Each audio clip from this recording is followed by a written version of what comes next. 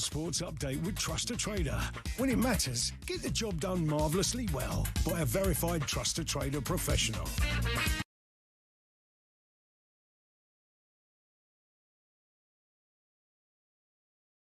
Ollie McBurney misses out on Scotland's World Cup squad, but there is a first recall for Ross Stewart in 4 years. Steve Clark is pleased he's found his way back. Ross obviously was in my squad a few years ago, showing that he could come up to this level, was good in the squad. He's had a terrible run of injury, and then obviously this season, certainly the latter half of the season from January onwards, he's at a rich vein of form, where he's shown that he can score big goals in big games. Scotland kick off their Group C campaign against Haiti in the early hours of Sunday, the 14th of June. Haiti may be ranked 90th. Ex-Scotland assistant Mark McGee is warning against complacency. You can't go into that game thinking it's a dead rubber or something like that. It's just turn up and win the game. I'm telling you, they'll be in a fight. If you saw the way they qualified, you know, in some ways they deserve more credit than Scotland for qualifying, given their circumstances. Ronaldo is set to make a record 6th appearance at a World Cup after being named in Portugal's squad. You can hear every game at the World Cup right here on talkSPORT. Elsewhere today, we're told Enzo Maresca's already agreed a 3-year deal to replace Pep Guardiola at the Etihad. And Ruben Amorim is set to replace Jose Mourinho as Benfica manager, we understand. Meanwhile, Tottenham can guarantee Premier League survival tonight with a win at Stamford Bridge. A draw should be enough too, but they've won just one of their last 35 league trips to Chelsea. The Blues may be hurting from that FA Cup defeat, but Roberto De Zerbi's admitted they will be tough to beat. They played 2 days ago very well. Maybe they didn't deserve to lose the game. I know very well a lot of players, and their style is clear, and it's a tough game for us for sure. We'll also keep you updated on City's trip to Bournemouth. Remember, if they drop points, the Premier League will be Arsenal's. talkSPORT News. Petrol has hit the highest price since the start of the Iran war, and net migration is expected to fall to the lowest level since COVID. Amelia is back at past. talkSPORT weather with QuickFit. With over 400 EV-ready centres across the UK, we're top of the league for electric car owners. Visit quickfit.com and book today. Rain is on the way out to the east, but more showers to follow. Sunshine for many of us this afternoon.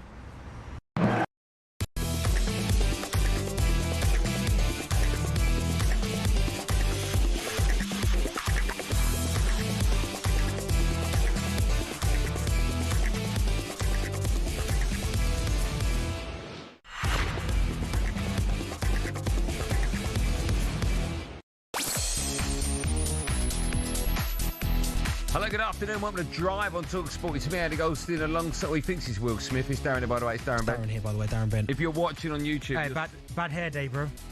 What's happening there? Yeah, it's a bad hair day, and I'm turning it around for different reasons, but... Do you want to explain what you got? You got a cap on backwards. Yeah, my hair, I had a podcast this morning, and my hair, I'm going to the barber tomorrow morning.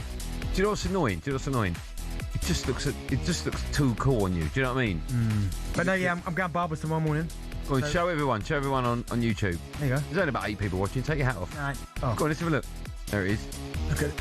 See, it's not that bad. Look at that. It's not that bad. By jingo, have we got a show for you today? We'll look back on last night's action as Arsenal took a huge step towards Premier League title with another set piece winner. What a surprise.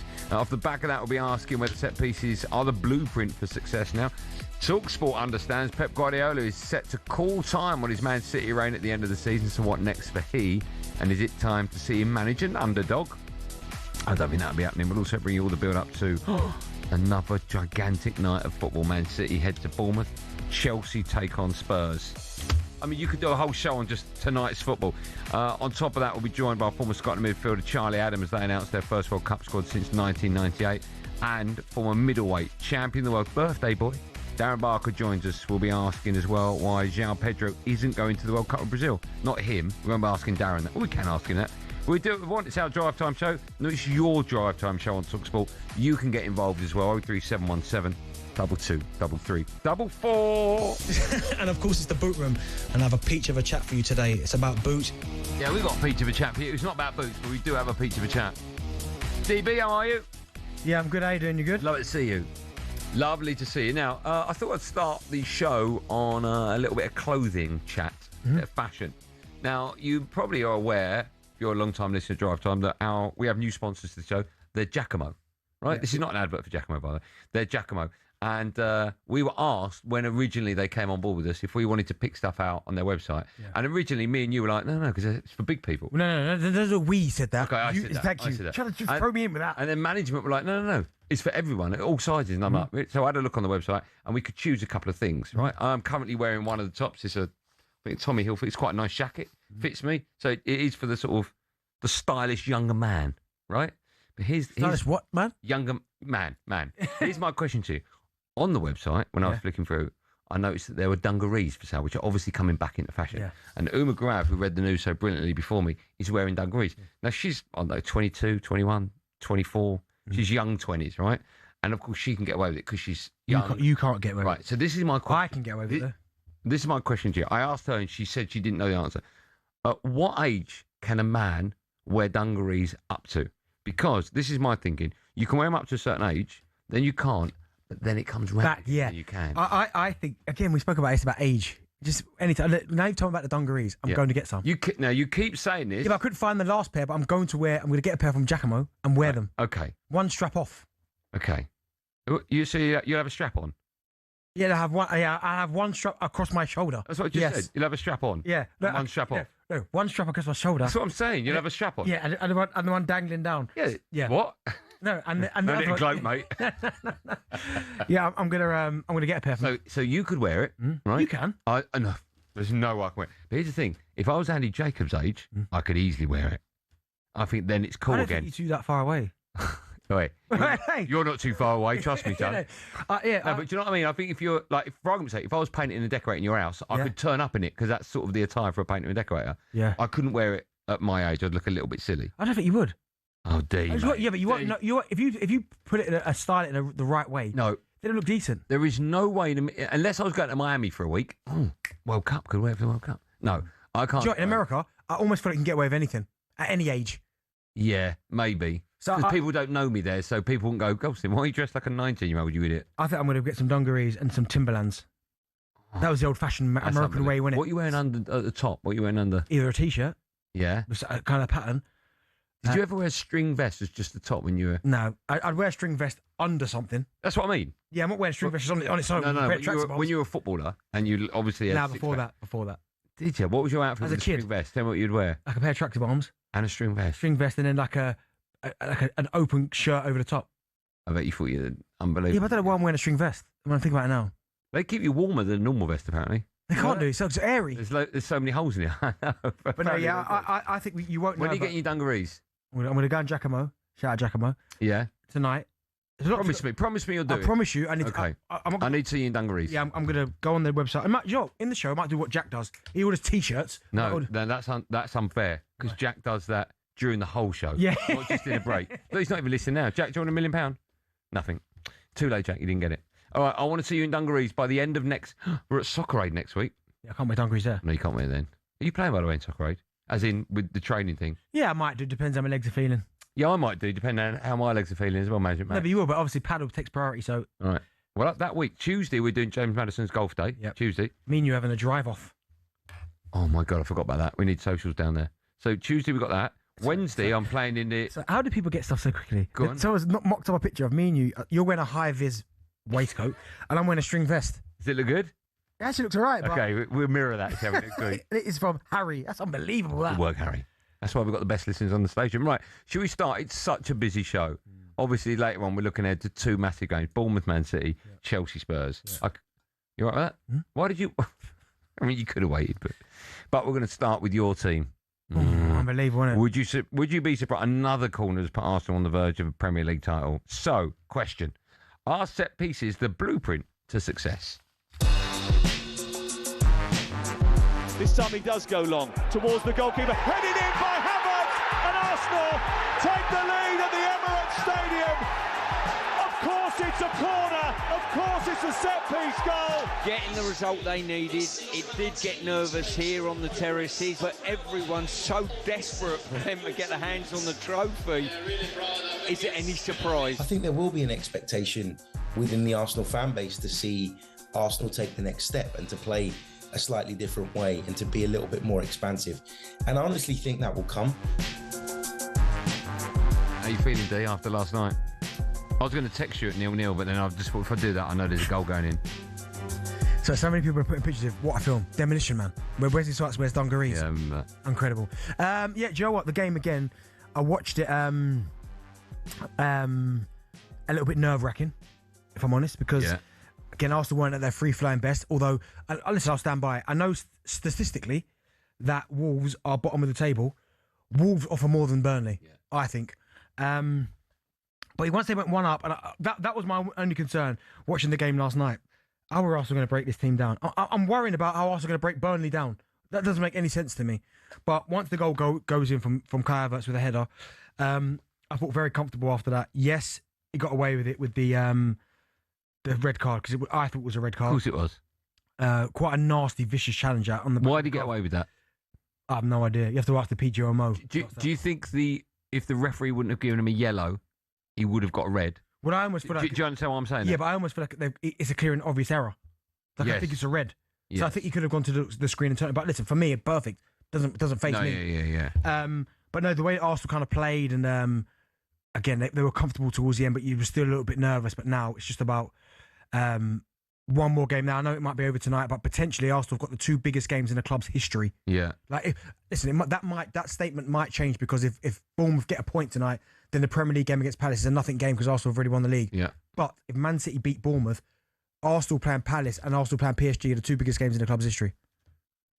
Yeah. Well, Arsenal have never been in a position to win both. Yeah, okay, on the bounce, yeah. Like, do you know what I mean? That's fair. Just going back to what you're saying about Kai Havertz should have been sent off, right? And people moaning about just 1-0 against the Arsenal, right? And it's happened so many times. It's the most ridiculous. Well, what I was going to say was, right, I want to beat Arsenal with the stick, because I know it upsets you and annoys you, and Martin Keown and the guys in the office. But what I will say, right, if I'm going to take my I want to annoy you Arsenal hat off, what I will say is, any team that wins the Premier League, they get lucky throughout the season, right? They get lucky. Winning 1-0, you only need to win 1-0. It doesn't matter, 1-0 or 4-0, you still get 3 points. Yeah. And yes, they were incredibly lucky not to have Kai Havertz sent off. Would it have made a difference? Probably not. They got away with one. Other teams get away with one. I just think people should stop moaning about it was 1-0 and you got away with it. It's just over the course of a season, it doesn't iron itself out. No. But every team will have a little bit of fortune over the season. Well, again, I was looking at a couple of stats. Like, Arsenal have won 8 Premier League matches this season 1-0. Right? Yeah. They're second most in the season behind their 9 1-0s in 98-99. Right? So it's the second most ever 1-0s. Yeah. I don't see there being an issue with that. No. Well, people are talking about you scoring from set pieces, right? You've scored 69 goals this season, 24 from set pieces. 18 of those 24 from corners. Yeah. Right? You have, I think, 19 games you've scored from a set piece. So half them, 1 in 2 you score from a set piece, right? Yeah. That's just football, isn't it? Well, listen, take advantage of something that other people aren't doing. Exactly, and also as well, you don't get any less points for scoring from a set play than you do a normal. So I think this season has been a real. What's pleased me about this season, and I get it for the neutral watching the games this season, they might be a bit like, oh my goodness, this is so boring, right? But what I found really fascinating is that I've seen over the last couple of seasons, Arsenal play a better brand of football and win nothing. Right, better brand in terms of the way they're popping the ball around. It looks pretty, right? And they haven't managed to get it over the line. If Arsenal do get it over the line this season, that just shows me that they've found another way. They've evolved enough to find another way of getting the result. And set plays, whether you like it or not, are a huge part of the game, and Arsenal have managed to capitalise on that. I want to sit here and say you'd be the worst team to win the Premier League, right? I might be right. End of the day, it don't really matter. Doesn't matter. I could easily say that to wind people up. But it doesn't really matter. As long as you get over the line. When you get over the line. I would be happy having a Man United side that are incredibly boring and win the league. You know what I mean? As long as that changes next season. But just a quick one about the fact you can win the league tonight if City drop points against Bournemouth. I know it's going to sound nuts. Do you want to? Does it make a difference to you and Arsenal fans that you won't win a game to win the league rather than City lose the league? Does that make sense? No, not to me. It doesn't. Could not care less. As long as if Arsenal win the league tonight without kicking the ball, I will be celebrating as much. As if. But you'd rather win it against Palace, right? Listen, you'd rather win it. But my point is, you're talking about 100% of me would rather do it against Palace, and 99.9% doesn't care. I'd do it against. I know, but when like Jamie Vardy in the documentary I mentioned yesterday, right? He talks about, and you see bits and pieces of it in that documentary on Netflix, the fact that everyone was around his house watching the Spurs Chelsea game, and that draw meant Leicester won the league. I think the one and only time Leicester win the Premier League, the players would have rather have won 1-0 on the pitch and had that euphoric moment. I think sometimes, me being not a cynic, but I don't want to leave it to chance. So I would prefer, in this scenario, Bournemouth to beat Man City or get a point and also win it that way. Okay, will they? What, point? Yeah. I don't know. Where are you watching it? I don't think I want to watch it, Andy. Luke's going to the Toddington. Is it Toddington Arms? Is it Highbury? In round the corner from the Emirates. Where are you going to watch it on your own? I don't know. I think I might watch. Part of me wants to watch Chelsea Tottenham, and there'll be no updates. But I know during that game they're probably going to go. There's been a goal over it. Yeah. Part of me doesn't even want to watch it. Okay, so listen, Arsenal fans, where are you watching the game tonight? Because it could. Are you going out? Are you going around your mates, or are you going to sit? What are you on the watching? Couch? What am I watching? What game? Spurs Chelsea. I mean, those games are some of the best ever in the Premier League, right? So you're not watching Man City Bournemouth? No. Okay. Why would I watch that? No, but you know what I mean? No, Spurs Chelsea are the games to watch in the Premier League, right? If you can choose one game to watch in the Premier League, it's probably that. Unbelievable game. Yeah, yeah. Hopefully. So, Arsenal fans, where are you watching the game tonight? Will you be in front of the TV? Are you going to the pub? Will you be behind the couch like Bent? And does it matter? Probably the answer is no. I couldn't care. How you win the league, yeah. I'm sure some Arsenal fans would rather their team won on the last day of the season. First time in over 20 years, you got a chance to win it tonight. You don't kick a ball. Give me that version. Okay. We've got such a busy show, as you would imagine. We are looking ahead. We'll talk about Man City, Pep or Pepless. We'll talk about Spurs. Pepless later on, but we're going to start with Arsenal. Does it matter how you win it? And also, Arsenal fans, where are you watching the game tonight? It could be the game. 03717 223344. Dial that number. You can have your say next live on Drive on talkSPORT.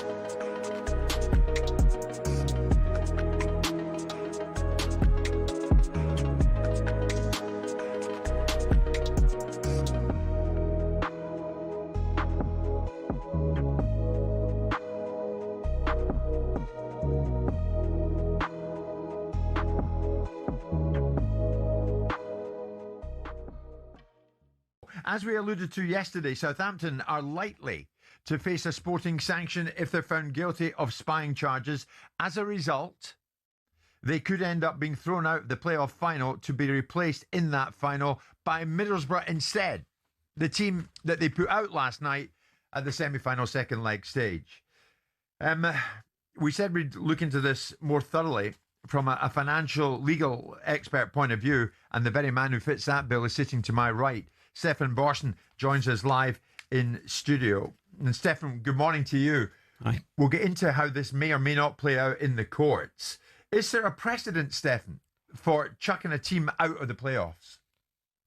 Well, it happened to Swindon, but it was different. Well, not in terms of the playoffs, but in terms of sort of annulling the promotion. But it was a different situation. I mean, there's no situation where you've had it all come to a head within this small window around the playoffs.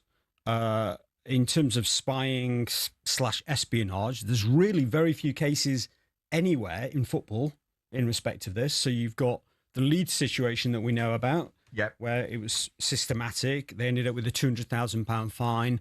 And effectively, the other part of the sanction was to vote in favour of the rule that then came in.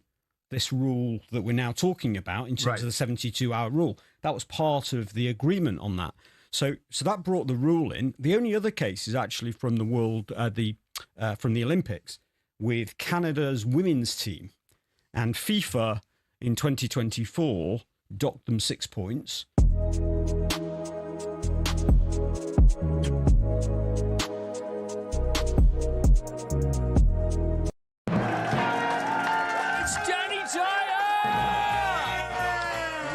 Not wig. It's a nutty canister, either way. I mean, look at the nut on it. Bob Odenkirk! Saul was great. He was just a breath of fresh air. Amelia Clark! Star Wars versus Game of Thrones. Game of Thrones, definitely. Go. I'm loyal. Don't tell Alex Hassel! In season 2, a lot of us get our clothes off. You do know you did that in season 1. Exactly, that's true, yes.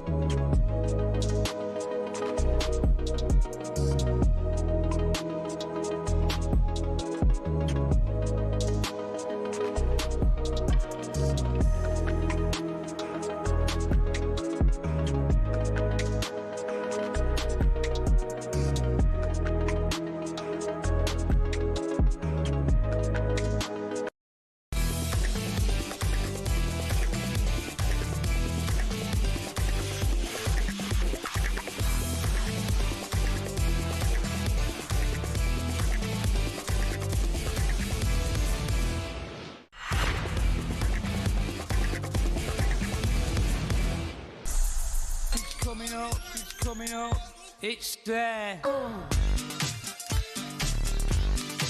Good tune, good tune. Drive on talkSPORT, me, Andy Goldstein. Darren Bent is in partnership with Giacomo's Steiner Brands for every man. Still to come, we'll be discussing João Pedro being left out of the Brazil squad for the World Cup. Sorry, I'm not sorry to interrupt. No, go on. You know what happened, right? I want my taking a bet on Richarlison getting sent off tonight. His head will be all over the place. Because you get certain internationals and certain players with certain nations where when he's playing for Brazil, you can see it really like it's. Even if you go on his Instagram, which I did this morning to have a look, that playing for Brazil means everything to him. He's going to be so angry that he's been left out of that squad now. You made a point now, mate. I'm not going to claim it's mine, it's yours. You said he'll almost blame Spurs for that. Not playing him, not getting enough minutes on the pitch. He will be livid today, livid. Yeah, that's bad news for Spurs. Remember his goal in the last World Cup? Yeah, unbelievable Overball hit kick. So he led the line for Brazil in the last World Cup and now he's been left out. Just quickly, Jose Mourinho reportedly wants Marcus Rashford at Real Madrid this summer. Oh, wow. Everton and Villa, they're both interested in Newcastle's striker William Asula. You a fan of his? You know, he's ended the season really well. Nice couple of goals at the weekend as well. He's got pace to burn. He's got a great goal against your lot. When he chopped in and... Yeah. When I picture Newcastle, their defence to attack is always based on pace. Yeah, that's what you know. So I'll be surprised if they let him go. Right, we'll take your calls. Arsenal, set pieces. Is it the key to their success in the Premier League? Where will you be watching it? And also, Arsenal fans, does it matter at all if you win it tonight without even kicking a ball? I'm guessing that a lot of you will say no. You never know. Lee's an Arsenal fan. Hello, Lee. How you doing? Hello, guys. How you doing? Great show as always. Thank you, mate. It sounds like you've got a big smile on your face, Lee. I do. You know what? Strange people are looking on. I'm on the M25. I'm talking to you, and these people are weirdly looking at me. Mate, I've got a great smile, big smile, because I can remember, because I'm old, the 20 years that we haven't won nothing, okay? Yeah. So I don't care whether we win 1-0 every game to play the most boring football, because when you lift that trophy, nobody's going to worry about it. Nobody's going to care about that. Do you know what I mean? So, absolutely, 1-1 draw tonight, and I will be screaming the place down, trust me. Where are you watching it? Indoors, just indoors. Switching between two games, because I would love Chelsea to beat Spurs. God, you can't have everything tonight. Do you know, I'm not even. Do you know what? Wow. I'm not even fussed about that result. Like I couldn't care less about the Spurs Chelsea result, but the Bournemouth. Wait, okay, let me ask you this, Lee. What would you rather have? Right? Would you rather have Bournemouth nick something tonight, but Spurs win, or Man City win and Spurs lose, so it's in your hands at the weekend, and Spurs could still go down? No, mate. We've got to win. That's the right answer. That's the right answer. Not the best line in the world, but thanks for your call, Lee. Safe journey. Greg is a goon. He's up next. Hi, Greg. Afternoon, fellas. How are you? Good, very well. How are you today? Very well, thank you. Very well. What would you like to say, Greg? Obviously, you're saying about the set pieces, is that the thing and that? But the blueprint, for all the stuff that people are talking about in that, like nobody's focusing on the fact that Arsenal actually haven't conceded a Premier League goal since they lost to Man City. No penalties this season conceded, no red cards. Like, if anything, the cornerstone of our season has been discipline and focus. Anytime we've had a setback, we've bounced back, we've gone on runs, we haven't just capitulated. Like, nobody's given us that sort of credit. It's all about the cheap, trying to knock us cheaply and say, oh, Arsenal trophy, this season this season that. Do you know, Greg, that's a great point, because when I think back to last season and some of the decisions, the Trossard red card, the Declan Rice red card, it cost you in certain games, ill discipline. And don't get me wrong, there's been a couple of times this season where they've got away with it in terms of the discipline. Kai Havertz was a prime example of that last night. Trossard last night, early on, got involved in a little... Who threw the headbutt? Gabriel, Haaland. Yeah. So there's been a couple of times you go, have we really? I was surprised Trossard last night. Like, I think whoever was doing commentary, was it Gary Neville, said, like, surely that was one thing Arteta said to him in the dressing room beforehand was... Calm down. Just everyone calm down now tonight. That was the only way that he was going to get... that it could have got a bit sticky for Arsenal yesterday. But I think just... If Arsenal win the league this season, it's a fantastic blueprint moving forward. And, yeah, I want my brain won't allow me to... I can't picture in my head right now... you coming in tomorrow. Odegaard lifting, doing that, lifting the trophy. Can you imagine coming in tomorrow as Premier League champions? No. That can happen. I know it can, but I can't imagine. I don't think even Arsenal fans have actually said it out loud. Tomorrow you could be Premier League champions. Tonight, obviously, but you know what I mean. Bring a bottle of Hennessy in tomorrow if we are. What are you going to do tomorrow? I'm wearing an Arsenal shirt, Arsenal jacket, hoodie. Arsenal pants? If I can find them. Yeah, if I can make them. I'm definitely. That's insane. What day is it today? Tuesday. Tomorrow, Wednesday, you could come in and we could be chatting, and at any stage you can just chuck in champions, and there's nothing I can do about it. I've got so many retro jumpers, and one of them's going on, man. If we win, see, I can't allow my brain to think that. Yeah. Do you know what? I think you deserve it, D. Do you know what, Andy? Yeah, you do. You've taken a lot from me this season. Yeah. And as much as I don't want you to win it, I'll be happy for you. Deep down, I'll be happy for you. You wouldn't be. I would, honestly, D. What, Mike Keown? You're a good person. No. Do you know what? I bet you Keown comes in next week. I bet he does, yeah. For free, he'll be coming in. Still to come, former Scotland midfielder Charlie Adam will tell us what he thinks of their squad for this summer's World Cup. Sorry, someone's put here, and you know the answer. You can answer this for me. Tony Tats has put...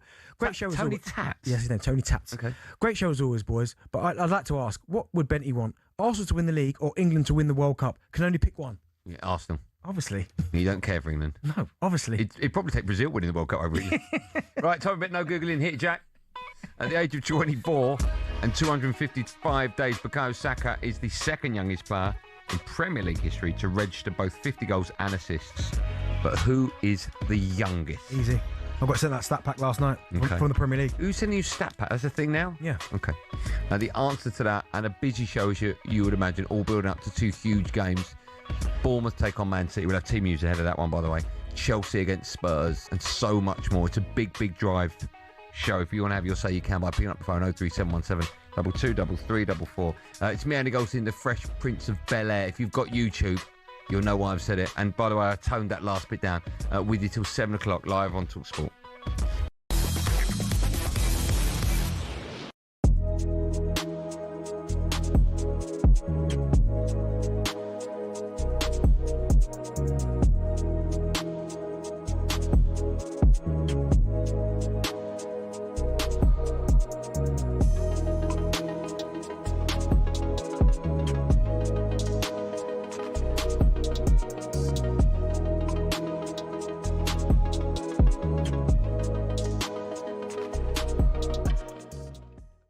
How much credit does Bruno Fernandes deserve? You're not a fan of this assist thing, are you? Now that he's equal Thierry Henry's record. Well, no, I mean, Thierry got 20 assists and 24 goals. We're just talking about assists. No, but altogether. My thing with this, right, is fair play to him. He's equal to a very good record, and I've got no issue with that whatsoever. I'd like to see a little bit more emphasis on goals rather than a few goals and a whole load of assists. I mean, not his job to score goals, but I hear you. De Bruyne's got the same record, and 13 goals. Yeah, he's got 8. So there's we might score 6. Numbers work, right? Using my lines, you've learned very well. High five there, yeah, good work, man. But no, yeah, listen, what he's done in a bad Manchester United period is phenomenal. Certainly this season with the assists, and it was funny because watching the game, there's so many times he could have shot and he opted to pass it because he's obviously desperate for his record. Yeah. So yeah, I mean, I get it, but I can't remember when all of a sudden goals and assists became a thing. Certainly when I was playing in the Premier League, it was all about, if you're a striker, goals. And then if you're a creative midfield player, how many assists he got. All of a sudden now, and I think some players are getting away with it, with this goals and assists, because ultimately the name of the game is still to put the ball in the back of the net. But you're seeing some guys, they've got 17 goals and assists and they're forward. You go, well, how many goals they got? Well, they got, 4 goals and 13 assists. You're like, well, that's not any good. Terrible, yeah. That's terrible. Because they're putting out goals and assists together. You're all right. It's almost overshadowing everything. Do you care about any stats? Like, you're a fan of XG. There's another one called XA. Yeah. Do you know what XA is? Assists. Expected assists. It's expected assist. Now, I don't even know what that means. Yeah, I don't know. I know about XG, but listen, I like XG, but I don't... You can't explain it. The only stats that I really... care about? Goals. I think assist to a certain level. Clean sheets? Yeah. I love touches in opposition box because I think that tells you a lot about how a team's attacking. Because and I always like to compare the XG with touches inside the opposition box. Always? You always like to do that? Yeah, because if you're a team in certain games, you're getting 40 touches in the opposition box and there's no goals, what's going on?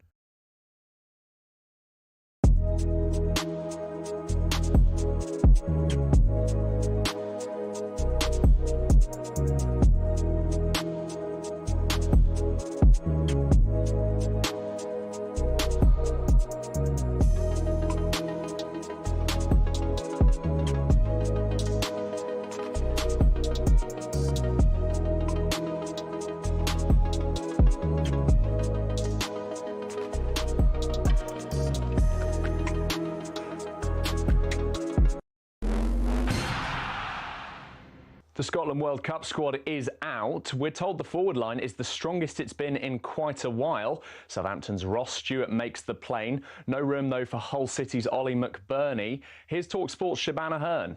I don't know if he could have done any more at Hull City this season. 5 goals in his last 10 games, 17 this season. Ross Stewart comes in, which I think a lot of people are keen on. That's a good season for him. George Hurst comes in as well. 43-year-old goalkeeper Craig Gordon keeps his place. Check out the full squad at talksport.com. Elsewhere, Pep Guardiola will leave Man City as the best manager of all time. That's the view of Neil Warnock, who says that Pep's influence is felt even at Torquay down in National League South. Torquay try and play like Man City. He's brought things in. I mean, you know, we haven't got the players that Man City have got, but even the smaller clubs are trying to play the way his philosophy and everything. talkSPORT understands Pep has now told his players he's leaving. This as Enzo Maresca is said to have already agreed a 3-year deal to replace him. Simon Jordan says Maresca's a lucky man because of the condition Pep will leave the club in. I think this season is transition, and I think he leaves Manchester City for the next incumbent an opportunity to build from it in the same way that Klopp did. Unlike Alex Ferguson, with due respect, despite the fact that Ferguson was a brilliant manager and was probably in the annals of Premier League probably the greatest manager. Get all the latest at talksport.com.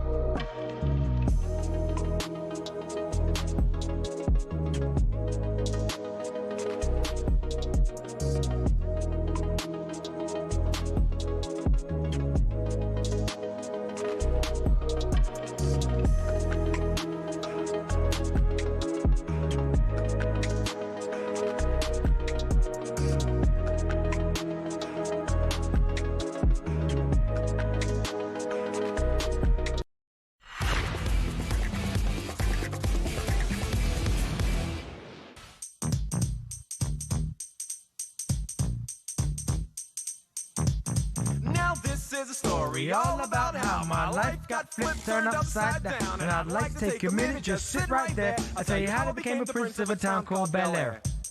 You love this, don't you? So watch it now. I like the fact that in one of these episodes you cried. No, in 2. Why? When it ended? No. There's one, obviously. When his dad died? Right. No, his dad when his dad came back. And then left him. And the other one, oh my goodness, when Colton gets shot. Didn't know that. I've not seen that. They're at a cash point, and then Will Smith buys dark, isn't it, for kids? Will Smith buys a gun from somewhere. Oh, I don't like this. No, but listen. Yeah. No, Colton buys the gun. Irrelevant. Because, no, sorry, I've got this whole wrong. Stop mentioning the G. No, Joe, bring that down, focus it. Hey, Jack, get down. Yeah, so we can hear him say that word again. So yeah. basically, they're... Don't mention the... No, both of them are at a cash point. Right. Someone comes to rob them. Will gets in the way of getting shot. Yeah. So he's in hospital. Colton goes to get a weapon from somebody. And then Will Smith is going to him. Wolf is saying to him, "Give me the goddamn gun, Colton!" And he's crying. My eyes are filling up. Just look at Joe when you're telling story like this, not me. No, I'm not making it up. No, I know, but still, I'm just thinking like school run and all that. No, but violence is bad. There you go. Okay, yeah, violence is bad. Yeah. I think we all agree that violence is horrific. Yeah, but that series there's horrible. And Will Smith's like saying to him, "You gotta come Can give I me ask? it now, Can I ask? Colton." When they did the new series and it wasn't Will Smith, yeah. Was that meant to be the same person, or was it like, his cousin or something? No, it was like a more upgraded version of that series. Like, I actually quite liked Bel Air. You slagged it off, mate, when it started. No, I didn't. It was on Peacock. I didn't mind that. You love a bit of Peacock, didn't it? Wasn't O'Hara's thing on Peacock? That was on Peacock, wasn't it? What was that? Love Undercover. Was that? Oh, yeah, I forgot about that. Yeah. But no, yeah, those 2 episodes there were Freshman sad, man. Oh. If you've watched... No, don't bother. Right, the answer to the question at the age of 24 on 250, Bukayo Saka is the second youngest player in Premier League history to 50 goals, 50 assists. Who's the youngest? Wayne Rooney. How old was he? So Wayne Rooney would have been 18. No. 24. I've got an ear. I'm telling you now, 24 years and 84 I days. believe you. I'm just saying. Get off your phone. No, it's stats. Not one of my kids you are. I mean, you come down for breakfast. Bukayo Saka became the second youngest, 24. Wayne Rooney. 24. Yeah, lovely. Yeah, I've just told you that. Here's another one. 24 years and 55 days, Arsenal's Bukayo Saka became the fourth youngest player to reach 50 Premier League assists behind Cesc Fabregas, Wayne Rooney, Trent Alexander-Arnold. Finished? There's another one for you. Finished? Yeah? Move on, shall we? Still to come, we're discussing João Pedro being left out of the Brazil squad for the World Cup. But now Stevie Clarke has officially named his first Scotland World Cup squad since 1998. Scotland are in Group C. They'll face Brazil. What game? That'll be Morocco and Haiti. And, of course, every single game will be live on the talkSPORT network for the World Cup. Southampton's Ross Stewart has earned his first recall in 4 years. Clarke spoke to the media earlier on today. He said he's delighted to have the striker back. Ross obviously was in my squad a few years ago, showing that he could come up to this level, was good in the squad. And then he's had a terrible run of injury, and then obviously this season, certainly latter half of the season from January onwards, he's hit a right vein of form where he's shown that he can score big goals in big games. Right, let's get more on the squad now. We're joined by former Scotland midfielder, the wonderful Charlie Adam. Hi, Charlie. Good afternoon, you okay? I'm good, mate. Did you ever watch The Fresh Prince of Bel-Air? Is that a favourite of yours? Yeah, I enjoyed it, yeah, when growing up. Did you cry when his dad came back and then left again? I'm not as much into that as Bent is. I watch it. Right, listen, let's talk about the squad. Well, firstly, what do you make of the squad? What's your overall reaction? Are you happy with it? Yeah, I don't think there's too many surprises. I think it's good to see Finlay's Curtis getting the opportunity, coming to the last sort of squad and has done well at the back end of the season for Kilmarnock. So I don't really see not too many changes to that. Steve's a loyal person. He's loyal to the group that have been there, listening to his interviews.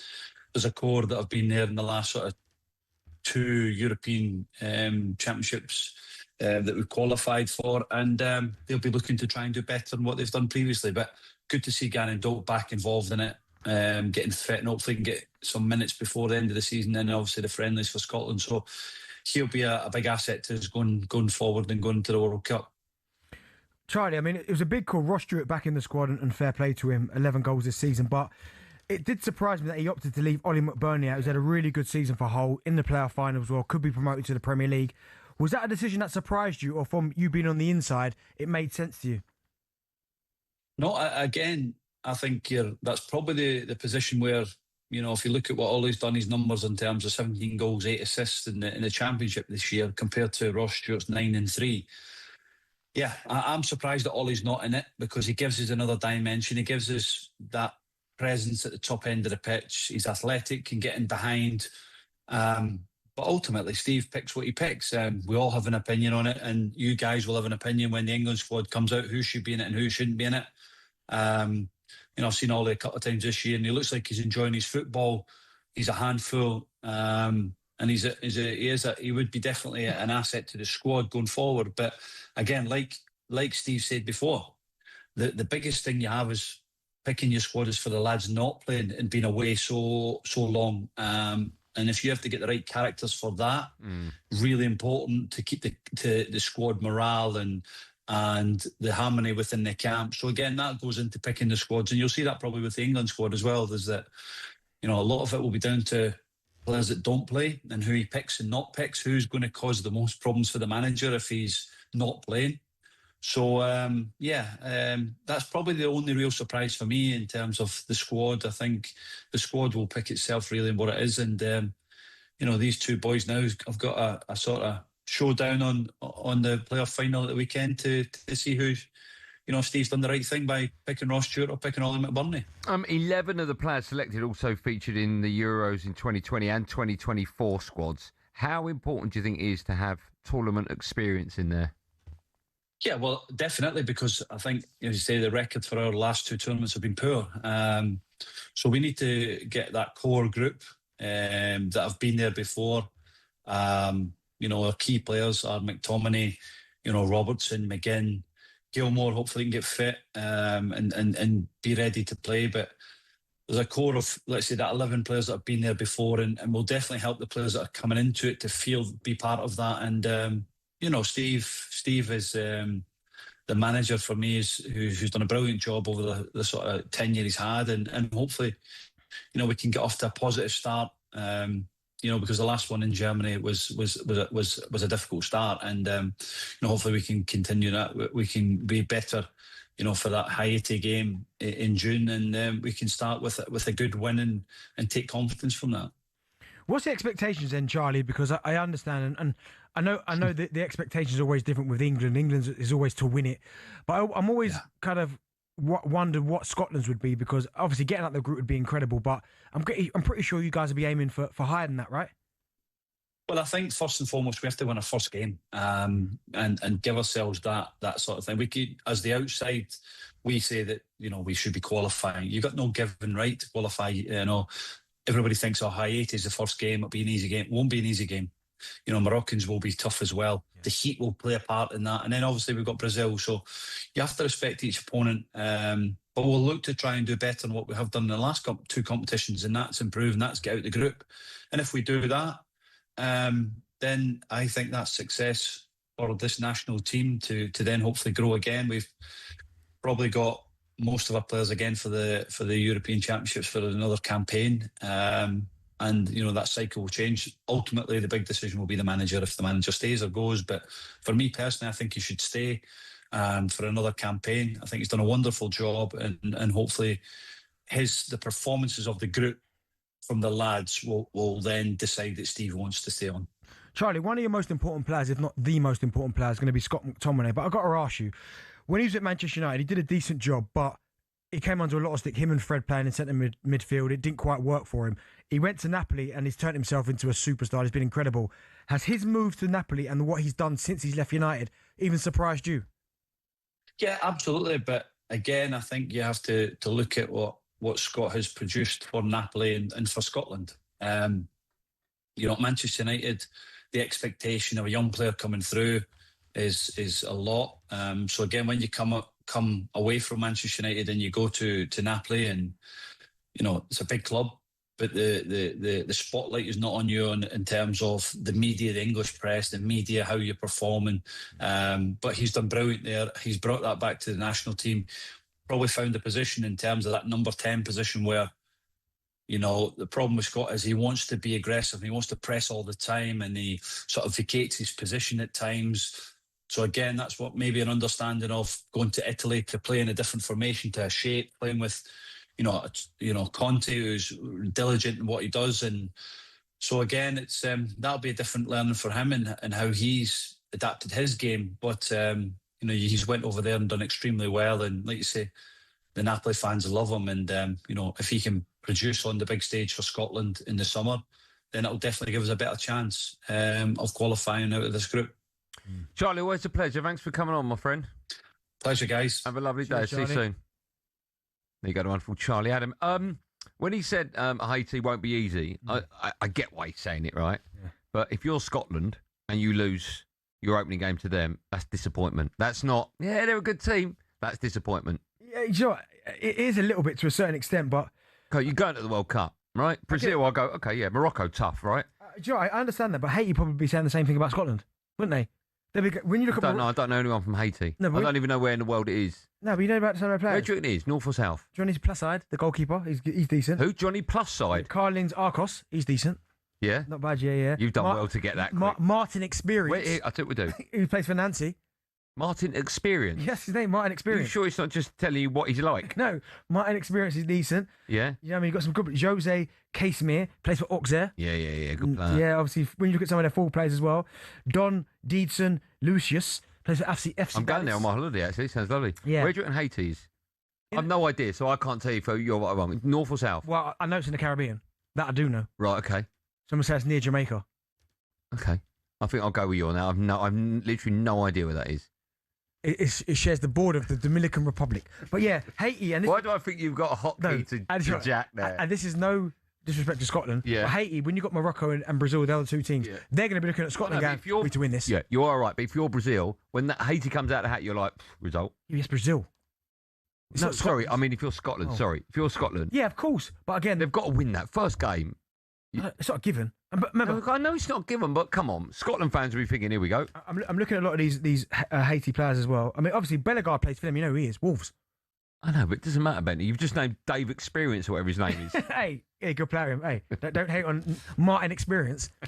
You've got that wrong. There ain't no way a player's surname is Experienced by name, 1-0. Martin There is Experience. no way. You know what? They might be my second team, Haiti. Martin Experience. Wait, do you know what I'm going to do? I'm going to get you a Haiti shirt with just Experience on the back. Number 8, Martin Experience. Oh, so he's a number 8. Is he a boxer? Do you know what? Sorry. Do you know who else plays for them? Go on. Who's decent? Scored a goal at the weekend. Yeah. Wilson Isidore plays for Sunderland. Okay. He's decent. Okay, so 2. Yeah, but give me Martin Experience. Where's Martin Experience plays? Club football. Nancy. All right. Okay. Nancy. Yeah, we need more. But maybe we should get Martin Experience on the show. Oh, do you know what? I would love that. 03717 2233. If you know Martin Experience, let's get him on. When we come back, we'll be staying with the World Cup thing. We're talking about Brazil's squad. And then at 5 o'clock, Gabby Agbonlahor is in Istanbul. We'll be crossing over to him to find out exactly what he's been up to. It's Drive Time on talkSPORT.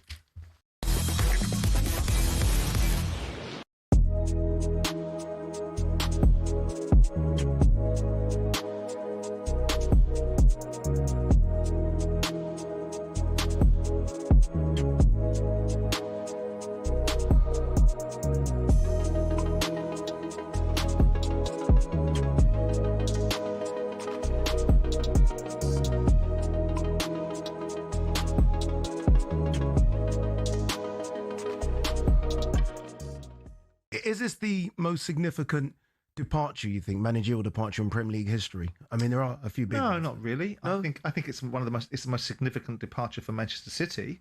But I think in all the clubs, I think the Klopp impact upon Liverpool was remarkable in terms of galvanising the club back to its fans, back to the levels of achievement, to a brand of football that ignited and excited most people. And Klopp walked out and decided that he'd had enough and left Arne Slot with a wonderful squad that are able to win the Premier League next year, or the following year, sorry.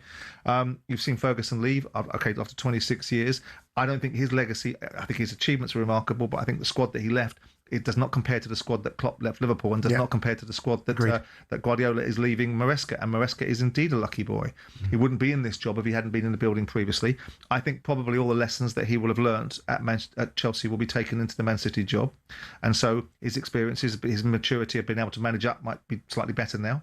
But he's in a wonderful, blessed position that they are built. The last 2 years of a year of decline and a year of rebuilding have all culminated in the fact that they've done a double this year. I mean, I can't think of a more boring FA Cup final for some time, but notwithstanding it, they still won it. Right? And they've done a double this year. They won't do the treble. Arsenal will win the league, but notwithstanding that they'll finish second, they'll have won 2 cups, and Maresca will walk into a group of players that are highly focused, highly motivated, and his opportunity is to prove the fact that he can continue. And I always believe, and I said it at the top of this show, that you judge a business when the people that own it are not in it. So you judge a football club by the legacy of the person that's been running it for a period of time. Klopp's legacy was to hand it over for a year to Arne Slot, who effectively just finessed it and won the league. Now the image of Liverpool is now Slot's, and it's not so great. Ferguson left a decaying squad, with due respect to Alex Ferguson. I'm not trying to diminish him in any shape or form. And that then created the problems that have then spiralled out of control for Man United over a 13-year period. So we'll see if Manchester City continue. I suspect they will. I suspect Maresca, I mean, the principles behind Maresca was, it's an open secret. He was discussing going to Manchester City with the Chelsea management, which is probably why there was a lot of angst and irritation between the two parties.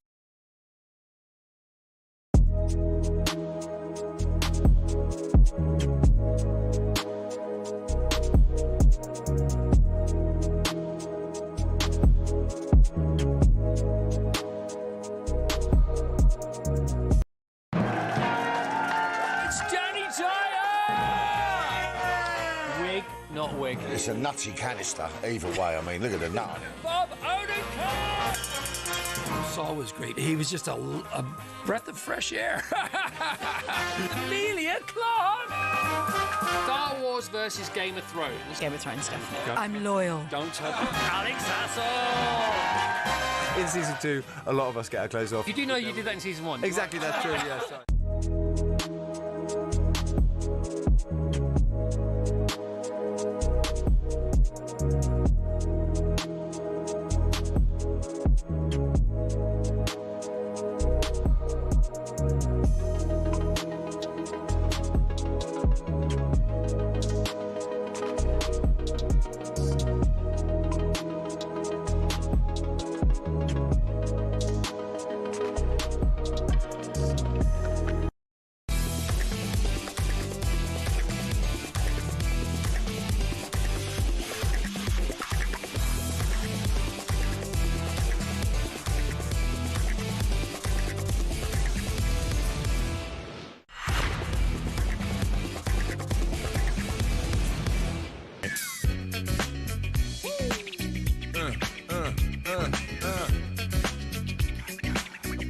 Tune. Strava talkSPORT, me, Andy Goldstein Darren Bent, in partnership with Giacomo. Get fresh looks and great brands from Giacomo. Still to come, we'll be joined by the wonderful Gabby Apollon live from Istanbul ahead of tomorrow's Europa League final. Live on talkSPORT. Just quickly, this is a bit nuts. Southampton are set to learn the outcome of Spygate, the investigation, tomorrow. Now, that tells me, if it's Wednesday they find out, that tells me they ain't getting kicked out. Reckon, yeah? Well, you can't phone up Middlesbrough on Wednesday and go, by the way, you got a game the weekend. Yeah, they'd know already, right? No. Otherwise it'd come out. No. No, they'd know. No, there's not a chance in hell that if they know, we don't. Yeah. Someone will leak that. I think they know. Right. What story do you know that's never been leaked? Oh, fair few, trust me. That is an unbelievable answer. I can't argue with that. That's a great answer. Okay. Antonio Rudiger is set to sign a deal to stay at Real Madrid before beyond the end of his contract this summer. That's a great answer. Right, courtesy of Adidas, the tournament's official match ball supplier, we're giving away a trip to the 2026 FIFA World Cup. You and a mate could be heading to Dallas, see England against Croatia. It's live on June the 17th with flights, hotel, spending money, tickets, and the official Trionda match ball included. I think that's how it's pronounced. Head to talksportwin.com to enter for full T's and C's. Good luck. I mean, there should be a sort of new paragraph there. Good luck, everyone. Have you been at Dallas? I've always wanted to go to Dallas. Yeah, I've been to Dallas. Yeah, I've been lucky enough to go to Texas. There. What was that for? Pre-season. Did you go to where JFK was shot? No, I didn't do any of that. Depository. You didn't do that? No, I didn't do that. Went to like I said, went to a gun range. Right. Because obviously Texas, their laws are different. Gun chat from Benny today. No, but we did go there. It was okay, it's enough. I've still got some pictures. Yeah, let me find this picture. Yeah, I can't wait. Yeah. But no, as a place, it was cool. Really cool. Oh, okay. Okay, I mean, 2 gun stories in the first hour. No, but I'm talking about Can we Fresh stop Prince, with that? Okay, fine. Right, Carlo Ancelotti has announced his Brazil squad for the World Cup this summer. There's no room for Chelsea striker João Pedro, despite scoring 20 goals in all comps this summer. Neymar is in, despite not featuring for his country, since 2023. And playing just 14 games for Santos this season. That's insane. Brentford striker Igor Thiago also made it after scoring 25 times in all comps. Benty, your team, Brazil, your second team. Yeah. Let's start with João Pedro. Yeah, I feel for him. 15 Premier League goals. How was he not included? That's obscene, isn't it? Yeah, I mean, listen, it happens, as I well know. Is he get left out? I forgot that. It's I do feel for him because he's had a really good season for Chelsea. 23 goals in all competitions this year. And he's going to be gutted. He's going to be really gutted. He probably thought he'd done enough to get himself on the plane. But I do think with the Brazil national team, I'm not saying it's politics, but it takes a big man. And I thought Carlo Ancelotti would be that guy because the experience he's got. But when there's certain players that almost feel like, and he's Neymar. not. Yeah, he's not bigger than Brazil. But every comment you see is Neymar better be in there. Do you know what I mean? So it would have taken a brave man to leave him out. And that line at the end. He's not played for Brazil since 2023. It's honestly, it's crazy. But when you look at Neymar's numbers, right, these are his career appearances over the last few seasons. So he's played 15 this season. He had 28 last season. It was 2 before that, 5 before that, 29, 28. I mean, the last time he played over like a full season was at Barca back in 2016. So it's been a while, but listen, Neymar being at a World Cup, it feels very Brazil-like. Yeah. Of course, it's his last one, but I feel for João Pedro because me too. You do everything you can. Hendrick's in there, Cunha, your boy's in there, and rightly so. Just looking at their forwards, right? So they've got Thiago, Cunha, Vinicius Junior, Rafinha. They've got good forwards going there. But that's the only argument that I guess you could have is that Igor Thiago at Brentford has been absolutely. Yeah, he's got to be in there. He's been sensational. I still wouldn't pick. Right, Martinelli's one. I'm like, whoa. Like Gabriel Martinelli, I'm like, whoa, but I'm happy for him. Bruno and Casemiro playing in there. Paqueta's in there. Yeah, again, Ryan's been brilliant for Bournemouth as well. He's done really well. But as you said, Gabriel. Yeah, of course. Obviously, he was always going to. I'm just saying they've got good players in the squad. They have. But listen, I feel for João Pedro, and he's probably hurting. But again, I don't think no one's going to be hurting more than Richarlison. Yeah, that'd be so interesting tonight. I bet he gets sent. If he starts, it would surprise me to get sent off. Yeah, it's not a bad call. Frustration because he's so angry. We'll be talking about that a bit later on. Where are we talking about this hour? Let me have a look. We're talking to Gabby next. Yes, next hour of the show, we will be looking ahead to Chelsea against Spurs. You can have your say on that. Chelsea and Spurs fans, 0371 722 best of talkSPORT. Bit of boxing chat. But when we come back, Gabby Agbonlahor is in Istanbul. We'll find out how he's getting on. More from me and he right after this live and drive and talk sport.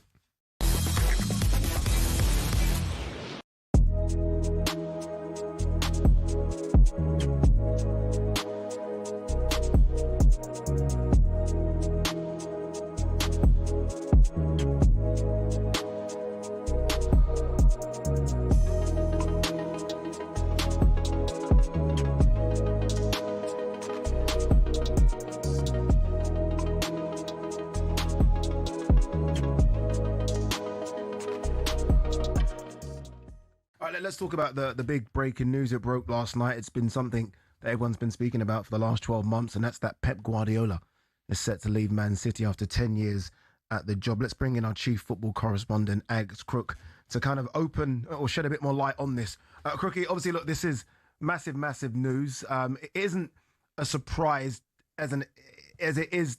We knew about it, but we didn't know when this was going to happen. Give us a bit more on it. Yeah, I think it's the worst kept secret in football, has been for several weeks, if not months now. And that's why I'm slightly surprised, by all accounts, that Pep Guardiola has reacted quite furiously to the fact that this has been leaked 24 hours before a game that could decide Manchester City's title fate. I'll be at the Vitality tonight. If City don't win, it's Arsenal's title. If they do win, we go to the last day of the season and what is sure to be a very emotional final home game for Pep Guardiola, final game in charge of City after 10 years. Against Aston Villa. But as I say, this has been coming. I think it could well have happened earlier. There was a lot of talk about whether last season will be his last at Manchester City. He's given them one more year. It's a round number of 10. He delivered a 20th trophy, if you include the Community Shield and such like, by winning the FA Cup final at Wembley on Saturday. And who knows, there could yet be a late sting in the tail. There could yet be a treble. I don't think it's going to happen. I don't actually think Manchester City will win at Bournemouth tonight, but we shall see. But it is certainly the end of an era. What next for Manchester City? Well, that's been a fairly open secret as well. Certainly sources at Chelsea have long suspected that Enzo Maresca would be the new Manchester City manager.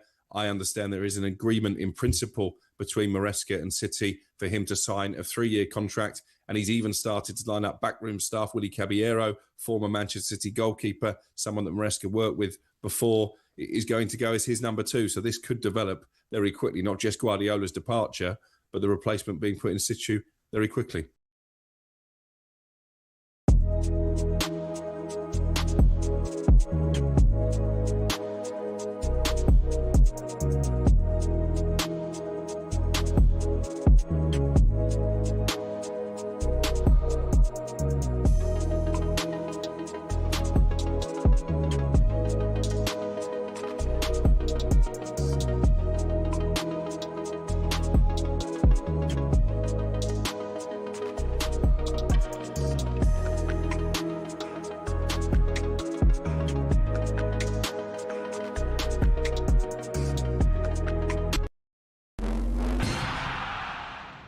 Knuckleball free kicks. They used to be all the rage, but when was the last time you saw someone score with one? We're going to take a look at why we're not really seeing them anymore and also explain a bit more about how they work. The knuckleball peaked in the 2010s, probably because that Ronaldo strike in 2008 inspired academy players everywhere. Here's a young Mason Mount. I tried to base my free kick on Ronaldo, hit the ball by the valve and it moves. So what do? Top corner, top bins. The name knuckleball comes from a baseball pitch held with the knuckles rather than the fingertips, which doesn't spin as it travels. Now, no ball is a perfect sphere, so as it travels, it creates ever-changing pockets of turbulent air, causing that unpredictable movement. Brazilian free-kick specialist Juninho Pernambucano wasn't the first player to do it, but he did perfect it, scoring 77 free-kicks over his career, more than anyone else. He was inspired by 90s midfielder Marcelinho Carioca and a guy called Didi, who was hitting knuckleballs in the 50s and 60s. Brazilians call it the dry leaf, because the ball looks like a leaf that gets blown around in the wind this way and that. So how do you do it? The key point is to hit the ball head on, usually with a straighter run-up. It's a punch-like shot and, crucially, as short a contact time as possible so the ball doesn't spin. Some people think players hit the valve to affect the air inside the ball. That's not the reason. It's because the part of the ball around the valve is more rigid, helping to shorten that contact time. Remember the David Luiz beauty against Colombia in the 2014 World Cup? We don't really see knuckleballs anymore. Why? Because players are being told not to shoot from dead ball situations because the XG is so low. In fact, as Opta shows here, since the 08-09 season, there's been a 10% reduction in players shooting from free kicks in the Premier League. In 23-24, a record low of 11 free kicks found the back of the net. And the knuckleball, by its very nature, is imprecise, which is why it's becoming a thing of the past.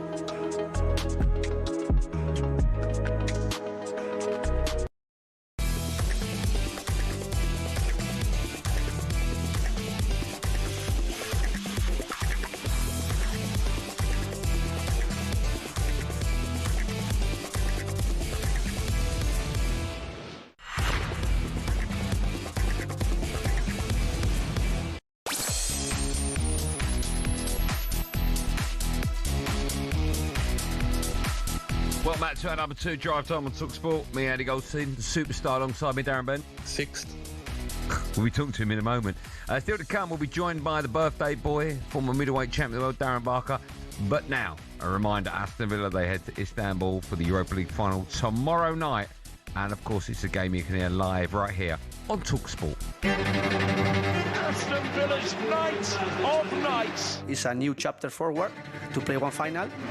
Their first European final for 44 years. Oh, he has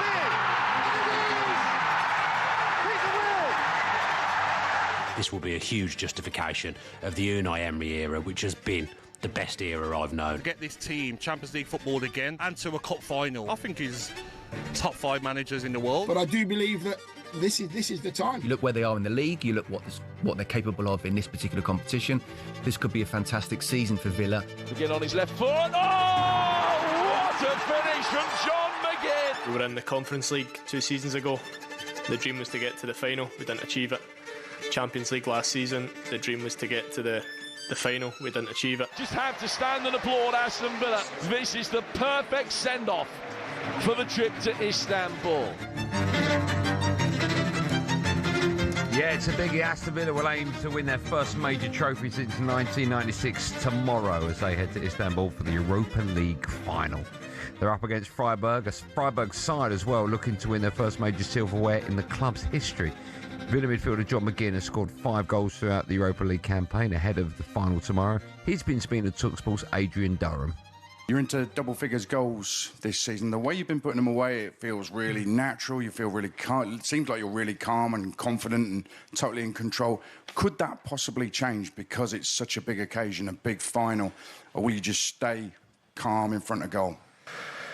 I like to think I work hard at my finishing. We've got a lot of coaches here behind the scenes who focus on improvements, and certainly for me, my improvement as a player was to try and contribute goals and assists, and the manager puts a lot of demands on me to get 10 goals, and eventually this season I've managed to get it. So hopefully tomorrow it can be 11 or 12.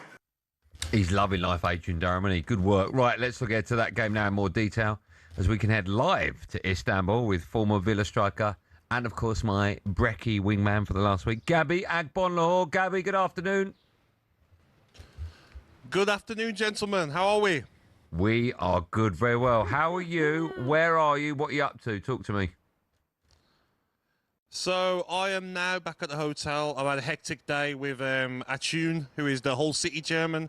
He took me on a bit of a crazy day. He took me on the back of his bike, which is my first time, quite scary. Then on his speedboat over to the other side of the island. And listen, a bit of a crazy day, Andy.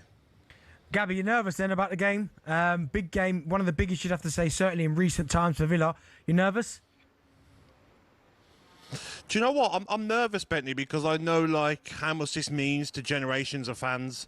You know, no European trophy since 1982. There's generations that, have missed out on seeing their club they love win a European trophy. There'll still be people that were at the 1982 win in Rotterdam. So nervous because I know how much it means to players, football club, manager and fan base.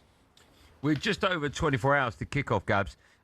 Do you get the feeling where you are that we're very close to a European final, or is it quite calm there?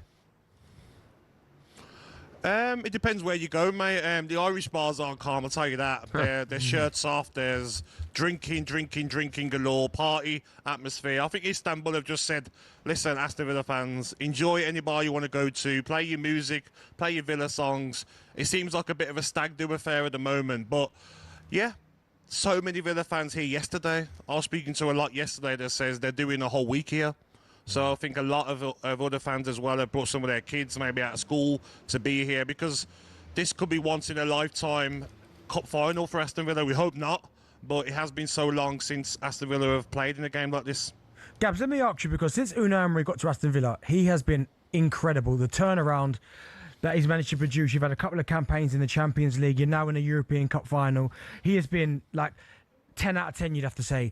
When you factor in that they're in their European final tomorrow night, does it almost feel like this is the last little piece now before he's at that kind of...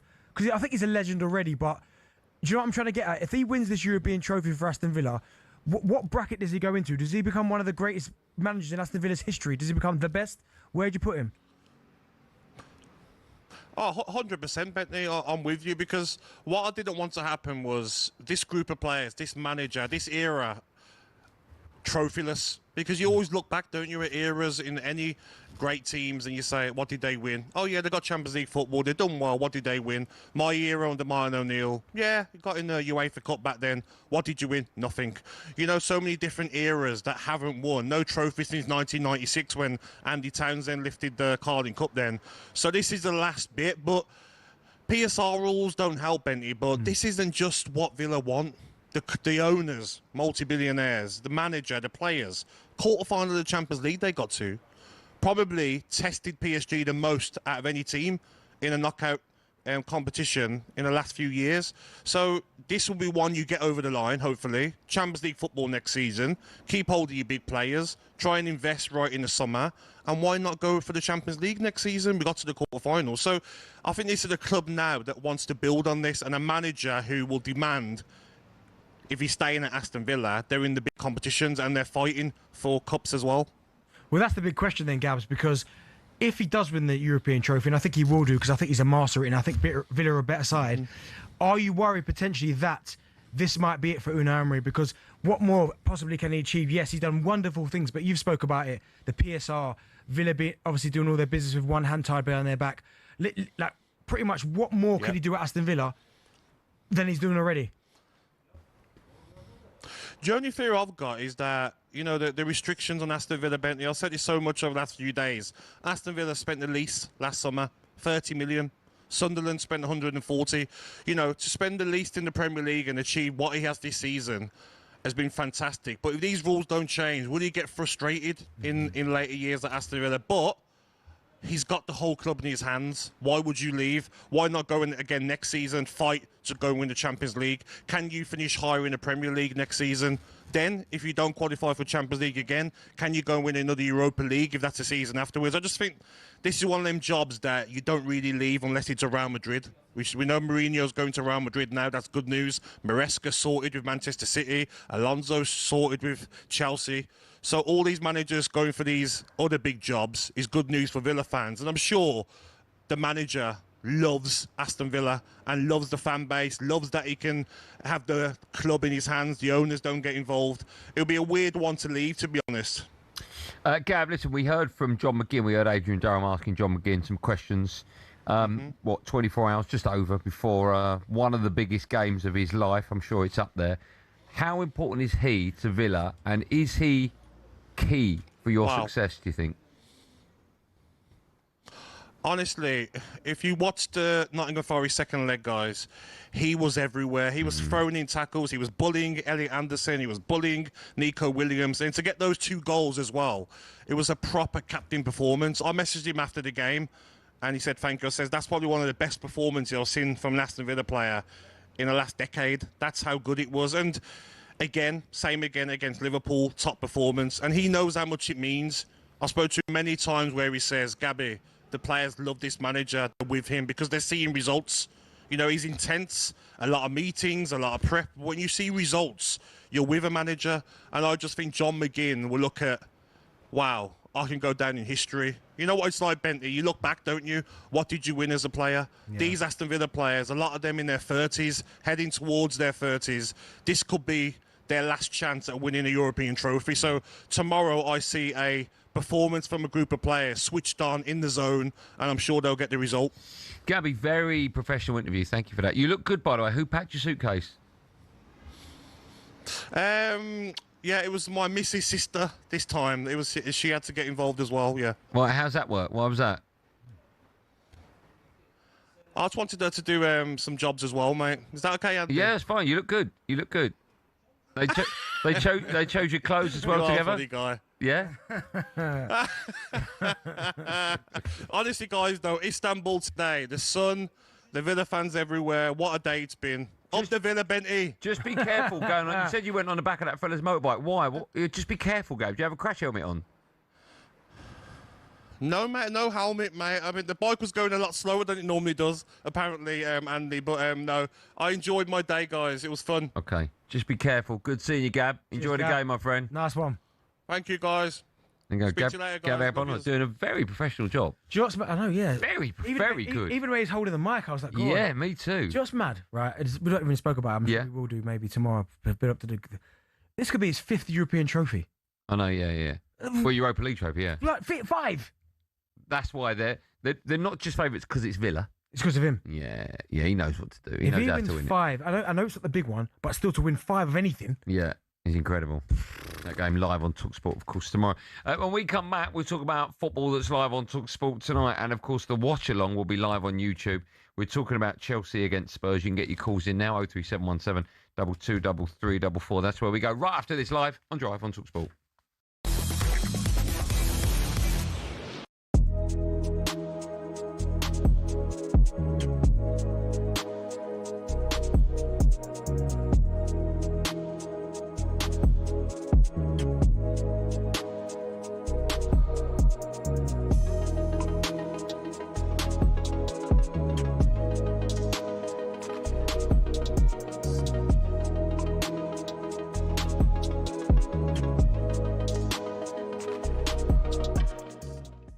Zach, what about the Kai Havertz one? Got away with it there, didn't you? That's a red. I think it should have been a red all day long. I'm not going to sit here and be biased, but I'm glad he didn't get sent off. It's a stonewall. It's an unbelievable decision, that, from VAR. I cannot believe they look at that decision and go, nah, it's not a red card, that. I mean, it's unbelievable. We've had 2 stinkers this week. Unbelievable. Two big stinkers. One of the worst decisions I've seen this season. And the Embuemo one at yesterday. That 2, for my money, howlers. Absolute howlers. But, you know, you can make the Arsenal fans listen to this going, well, you know, maybe Saka should have had a penalty. You know, I think there's something in it. I think it's one of those, I don't think there's enough in it to go to VAR, but the Havertz challenge, studs on the back of the calf. it's terrible. No, not going for the ball. It's absolutely terrible. The ref sees it because he gives him a booking, right? Yeah, no, he gives a foul. The fact that that's a foul. The fact that he sees it, right, and doesn't, and quite clearly, you can see that it's a red card. It is he's nowhere near the ball. Nowhere near the ball. It's not. And then VAR look at that. VAR look at that decision and decide that that's not a red card. I know, but when it's one of the most unbelievable decisions I've ever seen. The Embuemo It's outrageous. The Embuemo one yesterday is. Well, they've already come out and apologised about that. Yeah, well, listen, then so they should. So they should, yeah. Burnley had 20 minutes there with Arsenal down to 10 men. And look, I don't think they would have scored anyway because Arsenal are so good defensively. But Man City fans must sit there and think, what on earth is going on with these decisions? What on earth is going on? It's unbelievable. No, but I remember the Rodri handball incident against Everton. You know, you can always look back over incidences over the course of a season. I know, but Chase, that is that. No, I agree with you. That is outrageous. It's an outrageous call. I agree with you. But what is the point in VAR? What's the point? Well, what is the point? VAR would have looked at it and they said it's not worth it. How can they look at that and not say I don't know. How? Jay, I can't answer that. Answer it. But because I think it's a red. How can I answer it? Because I think it's a red. But if you're sitting in the VAR room, how can they come to that decision? I don't know. I don't know how to answer that question because I think it's a red. I don't know what that conversation was about.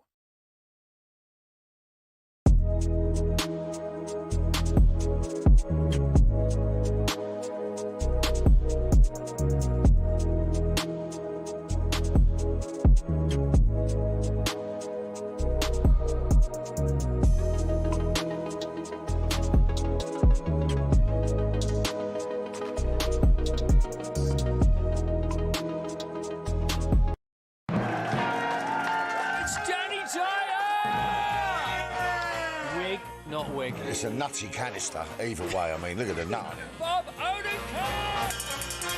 Saul was great. He was just a breath of fresh air. Amelia Clark! Star Wars versus Game of Thrones. Game of Thrones, definitely. I'm loyal. Don't tell Alex Hassel! In season 2, a lot of us get our clothes off. You do know you did that in season 1. Exactly, that's true, yeah. Sorry.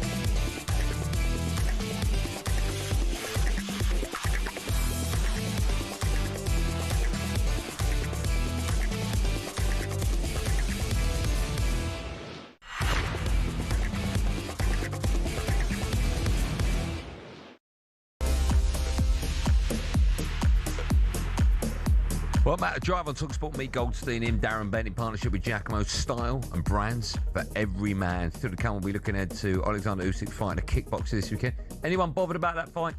Ben, did you care? Not really, because, I mean, I know no one can't wait for it. It's live on DAZN, which means we love it.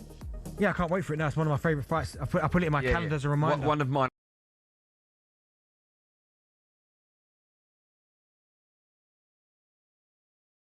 Will face Conor Ben in Vegas in September. Now that will be a great fight. Yeah, Gossip, kill him.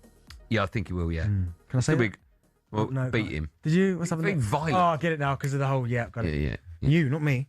No. Oh, was it me? Yeah. Was it me? You got rid of me. Yeah, it's not me. But you probably killed two birds with one stone. Oh, here we go again. Joke. No, because of him as well. Anyway, there's a lot of dumpage going on. No, but I think Ryan Gossip will win that fight. Yeah, so do I, actually. That's a really tough fight for Conor Ben. It'll be a great fight to watch. Crazy fights off the back of what? Did he get 15 million for his last fight? Is that true? Was that Prograis? Yeah, Regis Prograis. Yeah, that's very strange, isn't it? Chelsea striker João Pedro has been left out of the Brazil squad. I think that's insane. Yeah, I feel for him. 100% he should be going over Neymar. He's been their shining light this season. No, you know what? It's a disgrace that Neymar's going. Oh, no, there's nowhere on the planet you can pick him over Neymar. That takes a big character to beat. You've got to pick him on full. No, pick someone else then. Take someone else out. But Neymar. He should be going. Yeah, 100% he has to go. Okay. Spurs gaffer Roberto De Zerbi has been speaking to the media ahead of tonight's huge game away at Chelsea. A point will be enough to keep them in the Premier League, but De Zerbi says it feels like everyone wants them to go down. The pride is amazing, no? It's amazing motivation, the pride, because if everyone wants Tottenham relegated, I think one Tottenham player, one Tottenham fan, all the people who work inside of the Tottenham has to be a big motivation, the biggest motivation. Big motivation. Spurs, get this, have won just once at the Bridge since 1990. What year were you born? 84. 6 years after Darren Bent was born, Spurs last won. At the Bridge? Yeah. Do you know That's insane a record. I remember when I was at Tottenham, we had a couple of all right results against Chelsea full stop. Because remember, there was a period throughout the 90s where Spurs didn't win once. Yeah. And since 90, they didn't win once. No, that's once. Yeah, that was when Dele Alli scored the winner. Yeah, so that's at the Bridge, though. I'm talking about in general. When I see. Right, okay. That period that I was there, we beat them in the final. Yeah. Tottenham beat them, and 1-0. League Cup final. 1-0 at the Lane. Yeah. And we drew 1-0 away. So that period was actually all right, but the many a period with Chelsea, it doesn't seem to matter what form Chelsea are in. Spurs tip up and Chelsea. But my dad always says the atmosphere for that game is always different. He always says to me that that's the one where the fans won't allow the supporters to lose that. They won't allow the players to lose that one. They're not allowed to. Chelsea announced a new manager over the weekend, Xabi Alonso. Will that make a difference to how Chelsea perform tonight? Do you know what? If I'm Chelsea, for this particular fixture, I'm rolling him out before the game Yeah, starts. me too, man. Yeah. He's on that pitch waving to everyone. Oh, I'm getting him. But I'm geeing up the crowd. Yeah, so am I. Everything. Fireworks going off when he walks out. Yeah. This is who you're playing for, everyone. Yeah. And then all of a sudden, Spurs are like, oh no. Supporters are up. Players are up. No, I honestly can't see anything other than a comfortable Chelsea win. No. I know Chelsea are bad, but let's not forget, right? Spurs are bad. Spurs are bad. They really are bad. I can see a point. Because all Spurs need is a point. I think they'll get a point from somewhere. Do you? Yeah. I just can't see that. Let's speak to... is it Anthony or Anthony? You never know. Hello, Anthony. Hello, boys. How are you? We're good, man. Are you a Thunny or a Tunny? Tunny. Anthony. You're a Tunny. Tunny or Thunny? Maybe we just call you Tunny. How are you, Tunny? You all right? Yeah, not too bad. First time caller. So that's nice. I always listen to your show, and I think this is the best one, to be honest. Do you know what? I agree with you, actually. Why are you trying to jump ship then for you? I'm not trying to jump ship. What would you like to say, Tunny? Yeah, I just heard you say about a minute ago about you can't see anything that bad, comfortable Chelsea win. You know what? As bad as Chelsea have been this season, they seem to always raise their game against Tottenham, and I agree. I can't see anything. I mean, I'd love to say that Spurs will get at least a point tonight. As a Spurs fan, I'd love it, but I just can't see it. Do you know? I can see a point. Listen, I don't think Spurs will win. I mean, they could do, but I can't see it. But Chelsea are not in great form. Like everything you say about Chelsea, I could hold a mirror up to you and just have the word Spurs on it. It's okay. Chelsea, Spurs aren't in great form. Last 5 games in all competitions, Spurs drew with Leeds, beat Villa, beat Wolves, drew with Brighton, lost to Sunderland. Hold on. Chelsea lost to City, drew with Liverpool, smashed by Forest, beat Leeds, smashed by Brighton. So the Chelsea not going into it like... No, you are. That's okay. That's fair. But some of the games Spurs play, they play a very depleted Forest side. Yeah.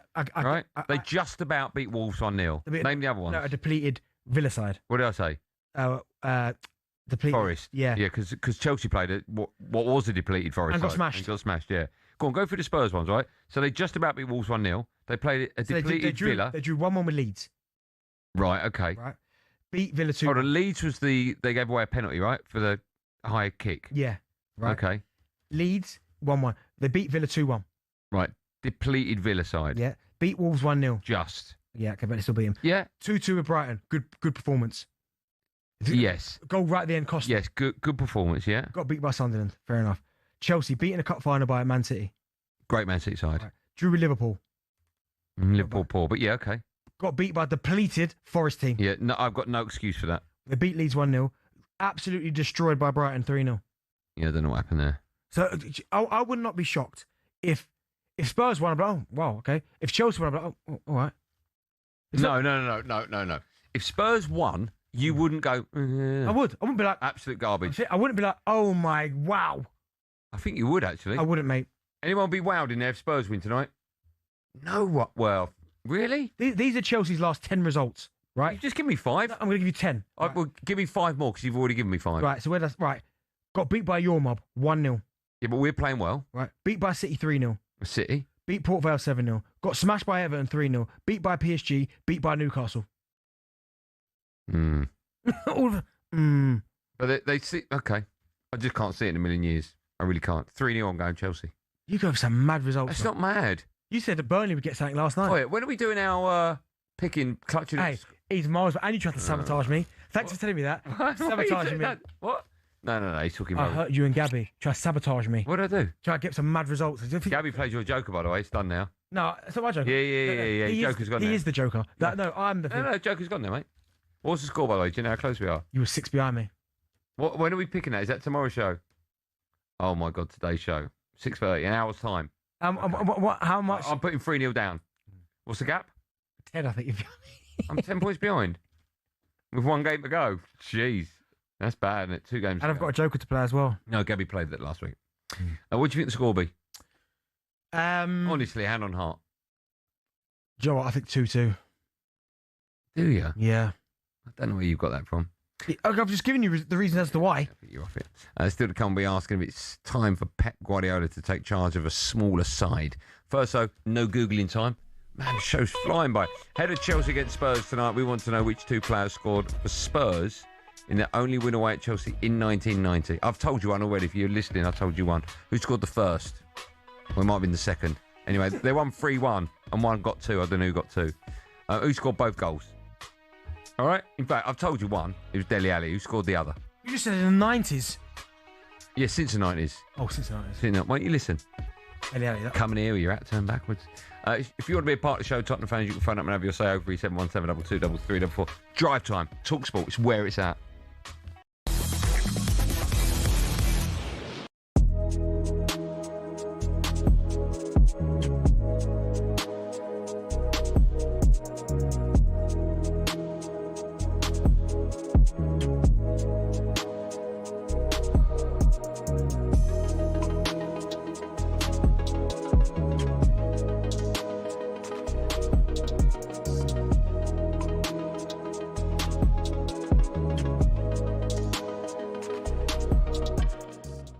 I mean, how are you feeling? What would be a good World Cup for the USA, Brad? Get into the knockout rounds and then see who you get drawn against. Yeah.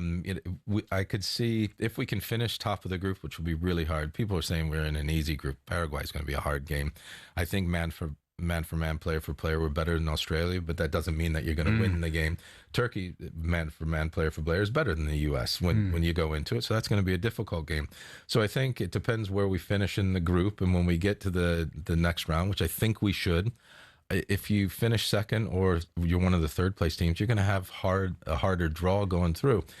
Could we, if we got a nice draw, could we get to the quarterfinals? Yeah, we could, but we're still a growing footballing nation. I mean, we said most kids that are still born today want to play in NFL, Major League Baseball, NBA, but stadiums are better, training grounds are better. Like everything's growing, but we're still not a footballing nation. So that would be success. But Tyler Adams is a good player. Weston McKennie's a good player. Chris Richards is a really good player. Anthony Robinson's an excellent player.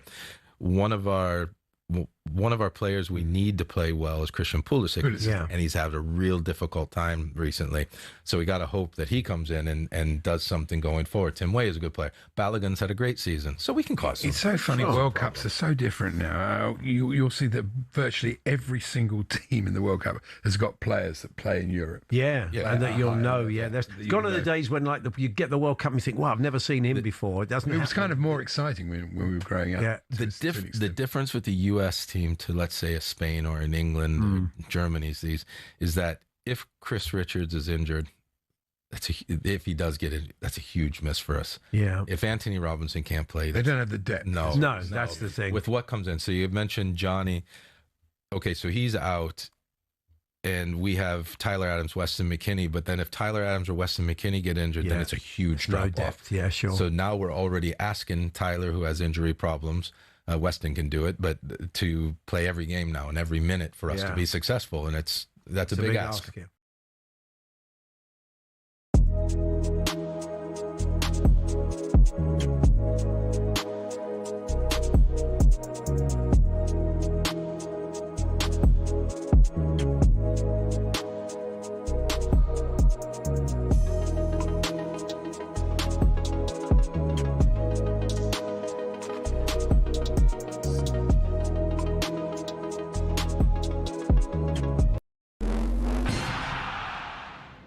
There's no room for Ollie McBurney in the Scotland World Cup squad, despite his 17 goals for promotion chasing Hull this season. That decision by Steve Clarke has split opinion, but former Scotland assistant Mark McGee has told talkSPORT he understands it. They want a wee bit of a mixture. Lawrence Shankland brings them something else. Ross Stewart does as well. So I think that's style as much as anything. You know, I think the boy has done everything he can to be in it, but I think he's missed out really for those reasons. Saints striker Ross Stewart does make the plane, the first recall for him in 4 years. Meanwhile, Scotland's elder statesman keeps his place between the sticks. Here's talkSPORT's Shabana Hearn. I mean, quite often, Andy, we discuss Craig Gordon, don't we, when we speak about Scotland, 43-year-old veteran goalkeeper back in the squad, all about the leadership, all about the experience he is back in. Angus Gunn, Liam Kelly in there as well. You can see the whole Scotland squad up at talksport.com. Next, we're hearing Enzo Maresca's agreed a 3-year contract at Man City, and talkSPORT understands Pep Guardiola has told the players he's leaving the club. But what's next? Our chief football anchor Adrian Durham wonders if an international gig might tempt Pep. Whether it's going into Brazil after Carlo Ancelotti, if it is a break he's going to have, is he going to wait a couple of years and then maybe take the England job? Would Spain interest him? He's sort of shied away from that in the past. Maybe the USA job, but I suspect that international football might be his thing.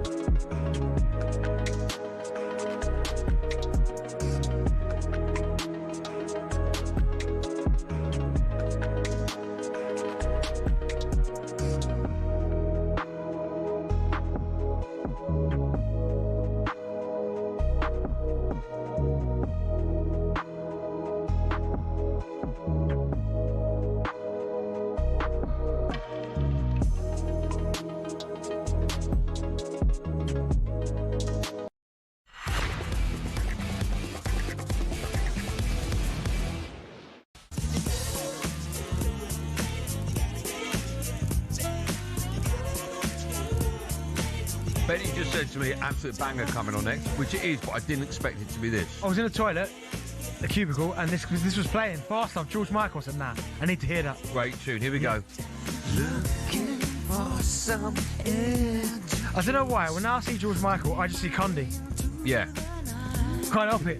Tell him that. He played pool with George Michael. Did he? Went to George Michael's house when he was a footballer. There was a party there, got invited, and played pool with him. Wow. He was rubbish, apparently. Who, George Michael? Yeah.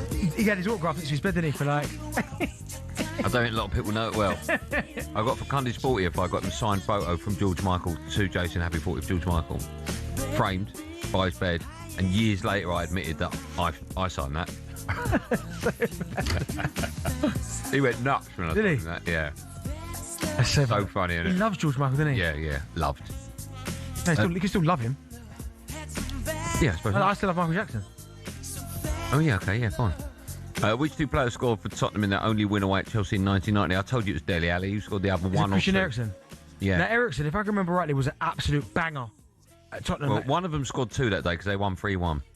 Well, it might not be the same game, but Eriksen's goal, if I can remember rightly, he hits it from crazy far out and it kind of clips the underside of the bar and in. Like, it cuts across it. I don't remember it. Yeah, it's unbelievable. Like, to the Matthew Arden end. Okay, yeah. Yeah. Still to come, we'll have some fun with the best of talkSPORT, but now we can turn our attention to a bit of boxing because Usyk defends his WBC heavyweight title against the former kickboxing world champion at the pyramids of Giza in Egypt. It's live on DAZN this Saturday. Let's look ahead to that fight now as we're joined by former middleweight champion of the world and birthday boy. That's why he won't come in. Oh, I'm going to be at home on my birthday. It's Darren Barker. Hello, Darren Barker. How you doing, lad? You right? Happy birthday. Cheers, lads. Thank you. Right, I'm just sorry. I'm in the motor. I'm sat outside my sister's house, but it's a madhouse in there, so I thought I'd better escape it for this interview. Good. Okay, it's nice and peaceful. Before we move on, we don't know your age, so I went round in our meeting and we all picked your age, right? So Benty thought you're 42, Billy thought you're 41, producer Joe said 45, Jack on the buttons 44, And I went 49. 49, pack it in. How old are you, Darren? 44. 44. So Jack was right. Well done, Jack. No. Just funny though. Well done, Jack. No, I'll reveal it later.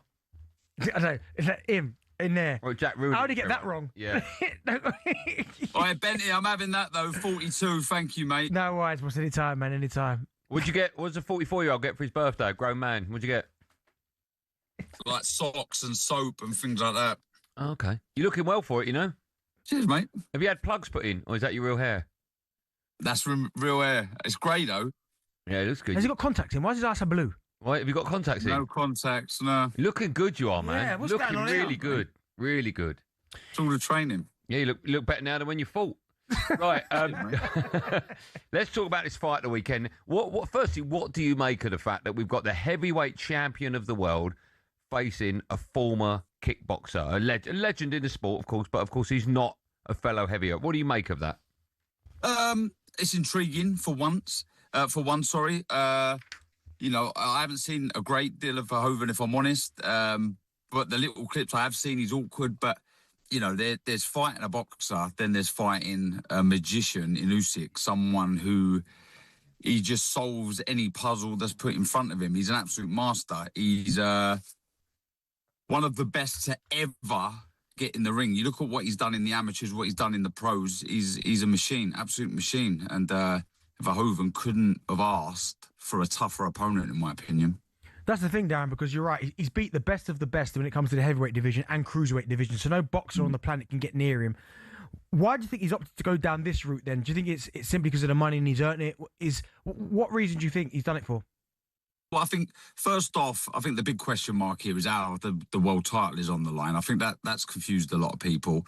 But I think, you know, when you're reminded that these governing bodies, they earn money every time there's a fight. So if there's a big, huge fight like this, they get a percentage of the purse. So that's why the title's on the line. I think for Usyk, you give Usyk a pass. For what he's done and who he's been in the ring with, I think he's entitled to do as he pleases. And Verhoeven, I think, on the flip side, it's a no-lose situation. You know, if he gets a few rounds out against Usyk, he's done a good job, right? If he gets blown away in a round, well, it was expected.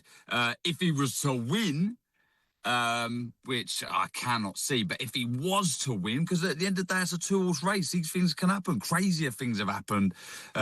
He would get plaudits forever and ever and ever. So they're the reasons I feel that both parties have taken this. Yeah, I agree with you if it was a two-horse race, but it's not. It's a horse against a greyhound. Do you know what I mean? They're both not horses in the same stable. But I hear what you say. Let me ask you then, right? Because we've seen Ngannou make the crossover. And when he fought both fighters, he fought AJ and Tyson Fury, I sort of felt as though they took it as an exhibition. We saw when Mayweather took on McGregor, I had the same sort of feel that Mayweather was in the ring dancing about like it was an exhibition. Do you expect the same kind of performance from Usyk early on? You know what it is with some of these fights, like Mayweather one, for example, like as well as McGregor done, I think it's almost Mayweather allowing McGregor to do well. He was just kind of walking him down, taking his time. Look, it's a marathon, not a sprint. Yes, everyone expects you to knock someone out in the first round. AJ versus Jake Paul went further than they expected, but Anthony Joshua was never going to lose that fight. You know, I think Tyson Fury probably took Ngannou a little bit lightly, but then we see Anthony Joshua completely didn't and blew him away. I think you've got to understand there's rounds here for fighters just to kind of take their time. They don't need to take anything silly. I know a lot of people think, the boxer should win in the first round. That's not the case. That's not the way Usyk fights. Usyk will mentally drain you. You hear Tony Bellew talk about it all the time. Whenever he got in there, he might have been winning the fight, but again, it's a longer format. You know, these 12-round fights, you know, it's what you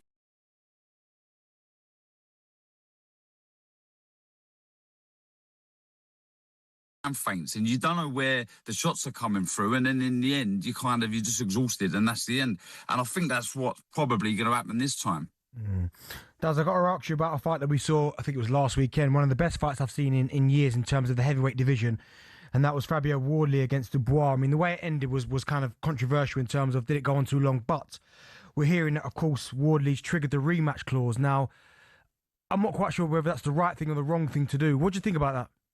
Right, so look, for me being a former fighter, if there's a fight where I can recapture my title instantly, I'm going to do it. As brutal as it was, as hard as it was to watch at the end, he did drop Dubois twice. So he'll be thinking, do you know what, if I make a few adjustments, learn from that first fight, I can get my title back. Some fighters don't want to rebuild. Some fighters don't need that fight to get confidence back and get back in the groove of things. He wants to get straight back in there. I mean, the man, I said it on the broadcast, his chin deserves a knighthood. I mean, it was ridiculous, the strength that he showed, the powers of recovery, how he didn't go down. But on the flip side, how good did Dubois look? The way he recovered. A lot of people questioning Dubois' heart. That can never be questioned again. The way he battled through some of those early rounds to then get the win was incredible. And look, it's not going to happen next month or the month after that. They're both going to need a long rest. But I tell you now, where does that fight get fought? Because that's a stadium now. Surely that it's a Wembley rematch stadium is fight. going to be as good as the first fight. Because you look at it stylistically, how can it be any different? So, I mean, if you buy a ticket for that next time, you've that's money well spent. Yeah. Let me ask you, in the build-up to that, I remember Fabio Wardley was doing co-coms on a fight, or certainly ringside, giving his view. I can't remember what fight it was, but it wasn't that long before his fight last weekend. And there are some fighters. I'm thinking of Lennox Lewis when he was in, I think, Ocean's 12. He was making movies before Rackman, and he got beat. And he got bigger. Sometimes the boxers take their eye off the game. Do you think so close to a defence of a heavy world championship, maybe the only thing you should be doing is staying away from everyone, staying in the gym and just getting ready for a fight? I spoke to Fabio on the show you're talking about, and he was training his socks off. He really was. People are different, right? Some, escape and go on training camps and they keep themselves to themselves and they don't let anyone in their camp. They keep it very closed in. Me, I used to like to get out and about. I couldn't sit still. It's each to their own. Let me tell you now, it didn't mean he took his foot off the gas. And, certainly for me, I trained like a lunatic, but I like to socialise. I used to always like to go for a walk. People are different, but you can't play this game. You can't do what Fabio Wardley done in that fight, albeit him losing, if he hadn't trained properly. So, each to their own. Right, Darren, before I let you go back to your birthday celebrations, we need to talk about this challenge you're taking on in August. The longest round across Europe is in memory of Ricky Hatton. Tell us a bit more about this and why you decided to do it and what the challenge involves. Well, last September, I had the absolute honour and privilege to sit down with Ricky Hatton, and did I know days later he was going to pass away. And I tell you now, it's really hit me hard. It's made me understand what a silent killer mental health is, and I owe this to Ricky. He gave up his time for me to sit down and to tell his story. And I want to repay him. I want to do something for him. I want to do something in his honour. I want to raise as much awareness as I possibly can and money for mental health. Too many people are suffering. I want people to know that there's someone out there you can talk to, and that's what I want to do with this challenge. It's an idea I had for a little while, but this isn't about me. This is the bigger cause. This isn't about sport. This is bigger than sport. And the challenge is I'm going to cycle from Edinburgh down to Dover. Along the way, I want to let everybody know when and where I'm going to be setting off. I want to build a community here. I want people to join me. I'm setting out to do 100 miles a day, and I want people to join me, whether it be 100 metres, a mile, 10 miles, 100 miles. Come join me. Let's get people talking. Let's create a movement. When I get to Dover, I'm going to swim the English Channel, 21 miles point to point, but it's going to be more like 25 to 30 with the tides. Then I'm going to cycle through France, through Spain, and then I'm going to get to Gibraltar. And the last part of the challenge is to swim the 9-mile stretch of water, which is the Strait of Gibraltar. Horrible winds, tides, and sea life that could possibly eat me, and get all the way to Africa. I want to do this for Ricky Hatton. I want to do this for mental health. I want to get people talking. Too many people are suffering, and we need to act now. Do you know what? That is incredible, Daz. I mean, incredible. Yeah. And I think, do you know what? Andy was sitting here when you was talking there, talking about he'd like to get involved in that and maybe do some of the exercises with you. So Andy Jacobs. Andy Goldstein. That'd be incredible. That. Yeah. As much as I'd like to, my body couldn't survive. But get on a bike. Look. Well, I'll do it if Bentley does. Cycle, there you go. We'll both do it. Cycle, Bentley. And Andy can get in a little sidecar. Great. I love it. I'll cycle. All right. I'll get in a sidecar. All right, we'll do that. Can I just say, Darren, that when we knew you were coming on, and I knew you were doing that, I had no idea that when you said I'm going to Dover, I thought, okay, yeah, and then you just carried on talking about swimming and going to Africa and swimming chat, and I was like, I mean, that is incredible. Yeah. Obviously, you're a pretty fit guy to be able to do that. Do you cycle a lot? Do you swim a lot? You must. Let me tell you now, right? My last 2 training camps for my last 2 fights, I swam, but there was no method to it. There was no technique. It was crash, bang, wallop, and bang out a mile. My first swim was February the 13th, and it was a shambles. It was horrific. But now I've built up, and I'm doing some serious mileage in the lakes at the minute. It's brutal. I'm on the bike. My backside's in bits. You know, I didn't realise the saddles were so tough. But I need to do this. I want to do this for Ricky Hatton in his honour, in his memory. Amazing. I really do. And please, anyone who can support, whether you join me, you donate, we're going to have the Just Giving page up in a week or 2. Okay. Get involved. Everyone get involved. Let's break this silence. When you've got the Just Giving page, will you text it to me and I'll put it on my socials? Darren will do the same. I will do. Ben will Thank you very much, Anna. I really appreciate it. Thank you, mate. Happy birthday. What are you doing tonight to celebrate?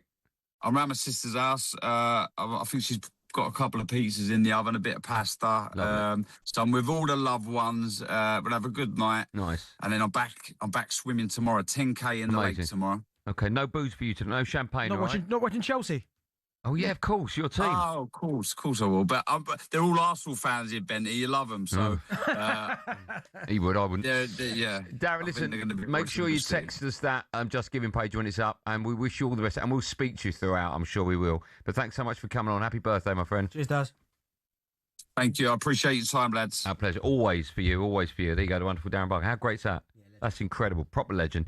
Reminder, this Saturday, it's Glory and Geezer as former 2-time undisputed heavyweight champion Alexander Usyk faces the Dutch kickboxing legend with the WBC heavyweight title up for grabs, as well as Jack Catterall and Hamza Shiraz on the undercard. Didn't know that. How exciting is that? What a great night of boxing that could be. Join DAZN Ultimate now and get Usyk against Rico included at no extra cost.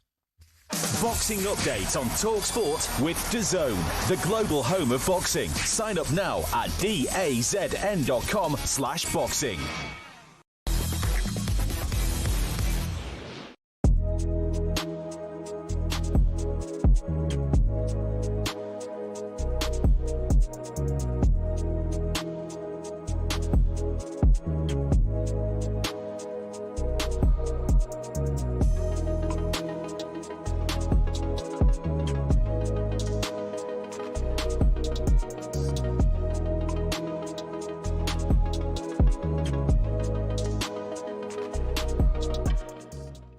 We had this conversation in the studio, and your bags of energy, and whilst you might be a little bit drained now, you'll replenish your tank, and there's plenty left in you.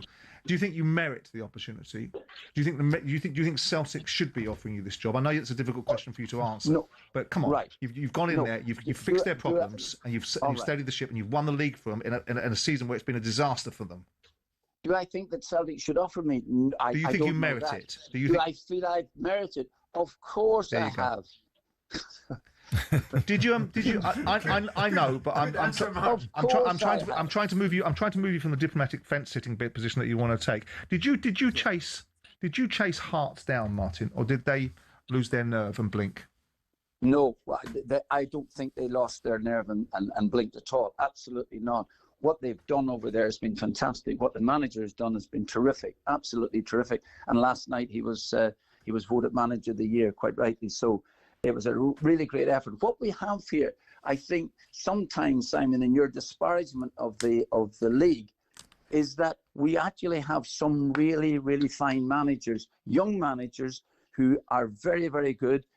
I'm working with some brilliant coaches who are just terrific, and I do learn an awful lot from it. Now, I understand the reason of this disparagement is because there is really no money. Which, by the way, you joined in as well before you went back there. No, joined in what way? In terms of making observations about the quality of the teams in the league and the quality of Rangers. So pack your nonsense in. No, absolutely. I'm saying this, but what has happened?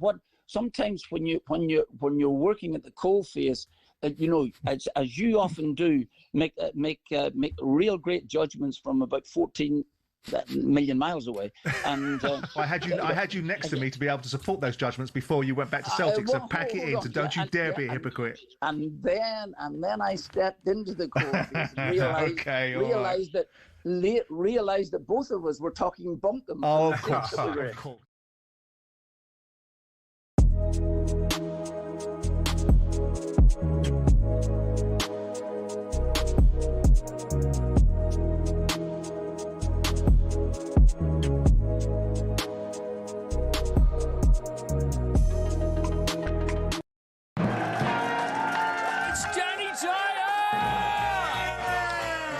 Not wig. It's a nutty canister, either way. I mean, look at the nut on it. Bob Odenkirk! Saul was great. He was just a breath of fresh air. Amelia Clark! Star Wars versus Game of Thrones. Game of Thrones, definitely. I'm loyal. Don't tell Alex Hassel! In season 2, a lot of us get our clothes off. You do know you did that in season 1. Exactly, that's true, yes.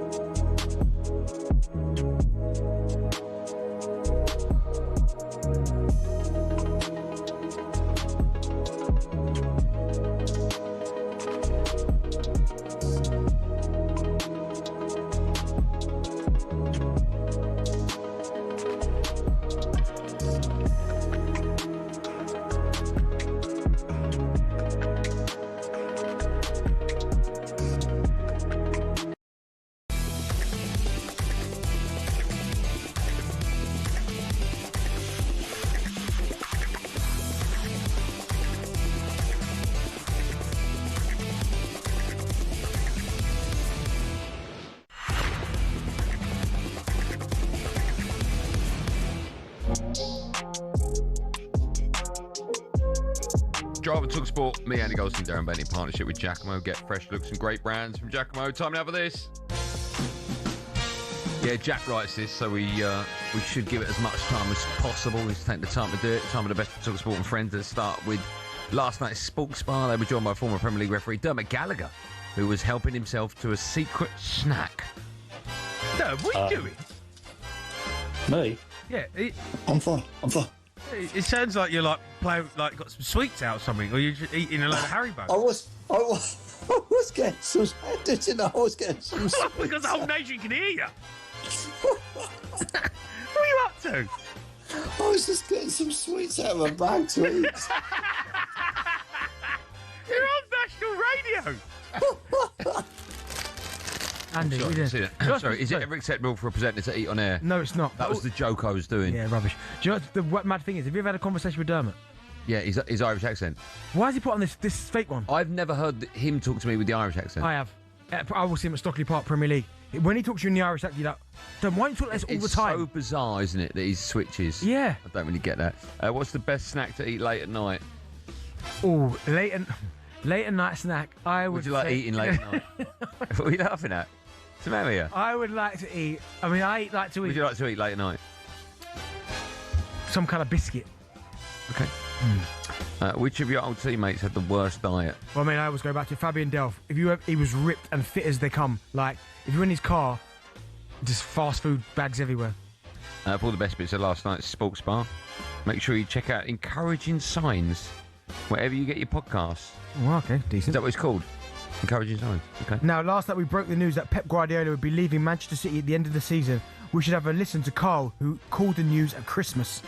I heard it on the radio earlier today, What'd you hear? and it said... sorry? Well, go on, what did it say? It said that Pep Guardiola is going to be leaving Manchester City at the end of the season. No, it didn't say that. No, I don't think it did, mate. What station was that on? It wasn't us.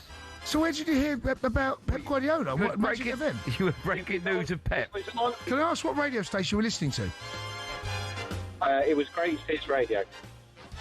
I remember that. Greatest Radio. What should we get Carl to predict next? Lottery numbers? Yeah, true. 80 mil tonight. Is it really? Yeah. What's the best prediction you've ever made?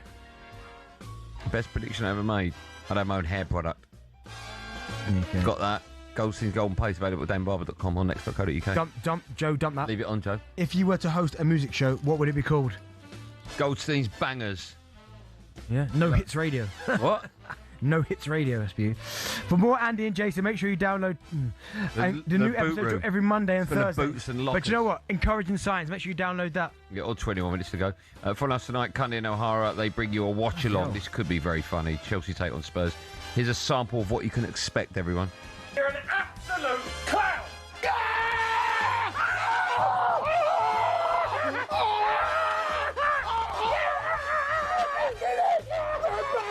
Come on! Beauty! Get in! You beauty! We're back in it! We're back in it! Get in! There he is! Prince of Wales! Get in! What a manager! Get in! What a change from Southgate! What a sub! Give me a kiss! I have to say, you can't see the visuals. That's when they found out the vending machine had been restocked. That's all that celebration was about. If Arsenal win the league, would you give me a big kiss? No, I wouldn't. Do you know what's crazy? And not that I'm not patriotic and I want England to do well. I'm not celebrating like that for England to win. Oh, I am. No way. I am. Arsenal win, yes. Cundy and O'Hara live at 7 p.m. on YouTube. Meanwhile, Natalie Sawyer will take you around the grounds of the Premier League on talkSPORT. And, of course, you can download 21 minutes to go. New episodes drop Monday and Thursday. It's Tuesday today, so the new one was yesterday. What's the matter? I haven't got time to read all that. When we come back, we're looking ahead to another massive game. It could all be over tonight for Man City if they don't beat Bournemouth. That's where we're going right after this. Live and Drive on talkSPORT.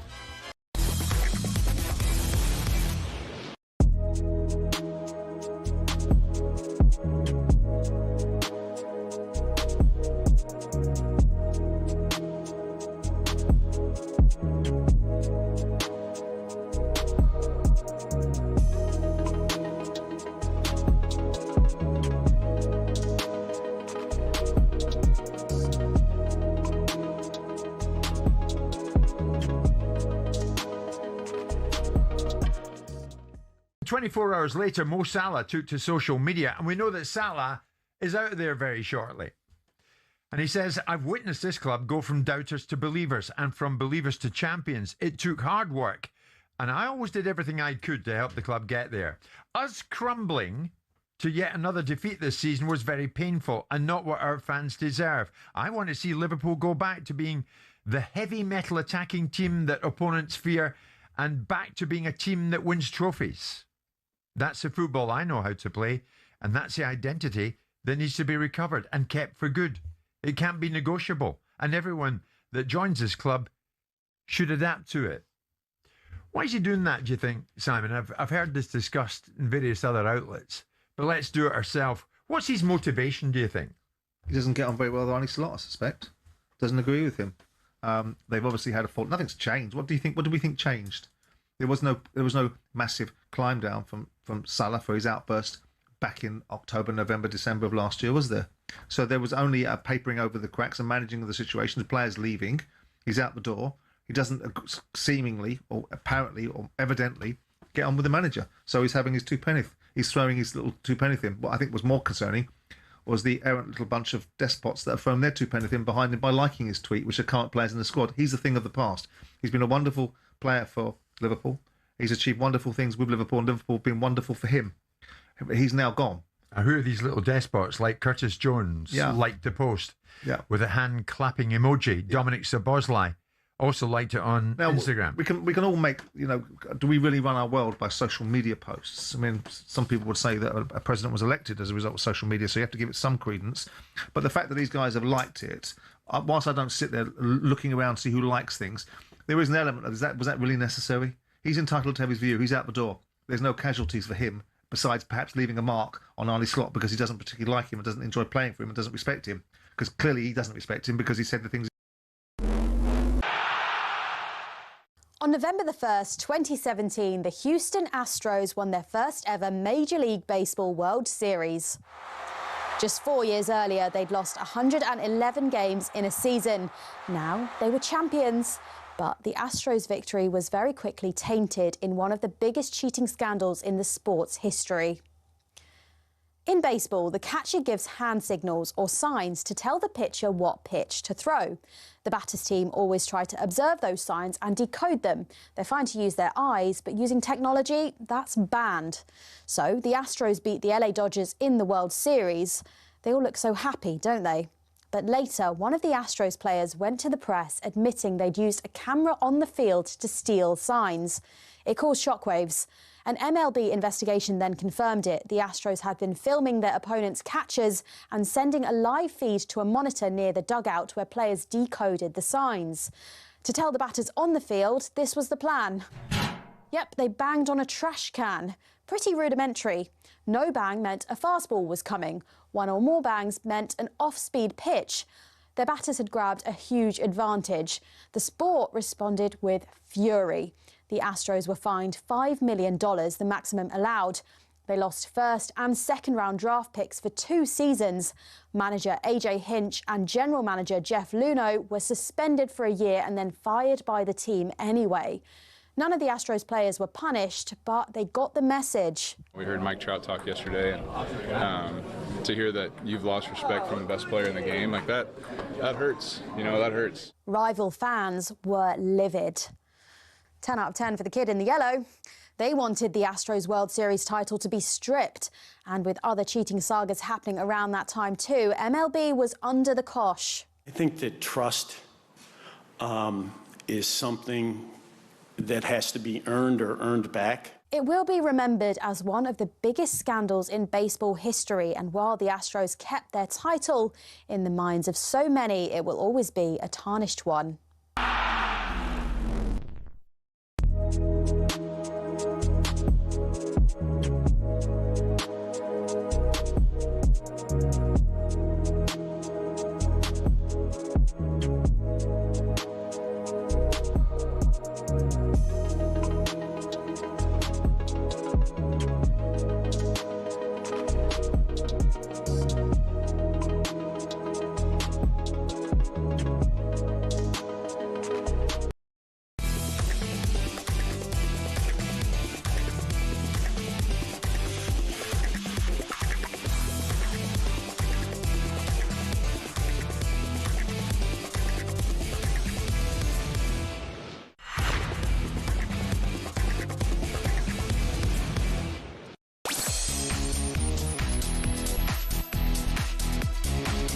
Darren Bent, ordering people about. Shut that door, do this, do that.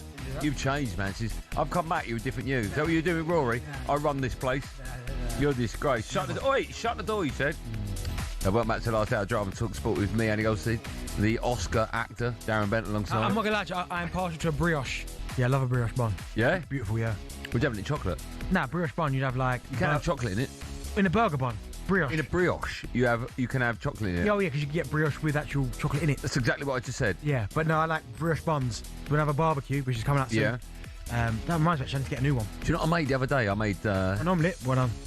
Oh, I told you. No, I made a lovely steak dinner. But I put it on... Is it the griddle? Is that what it is? And then halfway through, I've got one of these samurai knives, right? So it goes like through like butter, right? What are you laughing at? And I put it back on. Oh my God, it's unbelievable. Here's a question for you. Is it a hot knife through butter, or is it a knife through hot butter? What's the saying? We've heard the saying. Like a hot knife through butter. Not a knife through hot butter? No. But both would work, right? Yeah. Okay. Still to come, we'll be joined by the fun boy Jason Cundy, head of Chelsea against Spurs tonight. But now, is it time for Pep to take over an underdog? Manchester City, kings of Europe in 2023. The treble delivered. Manchester City are changing manager in the summer. We understand that Pep Guardiola will leave. I don't know whether we truly appreciate him right here, right now, but he's still delivering pretty much every single season. Every single season. Whether it's going into Brazil after Carlo Ancelotti, if it is a break he's going to have, is he going to wait a couple of years and then maybe take the England job? And it's an awesome foursome for formidable Manchester City as Carl Walker lifts the trophy into fittingly sky blue Mancunian skies. Yeah, talkSPORT understands Pep Guardiola will leave Man City this summer after 10 years at the club. In that time, get this, he's won 20 trophies, including 6 Premier League titles, as well as the Champions League, and that was part of the treble back in 2023. Wow, already that's a long time ago. Yeah. We could, of course, still add another Premier League to that tally, but his side will need to win away at Bournemouth tonight to keep those hopes alive. Former City manager Stuart Pearce joined the breakfast show this morning. He said Pep will probably leave the Premier League as the greatest manager we've ever had?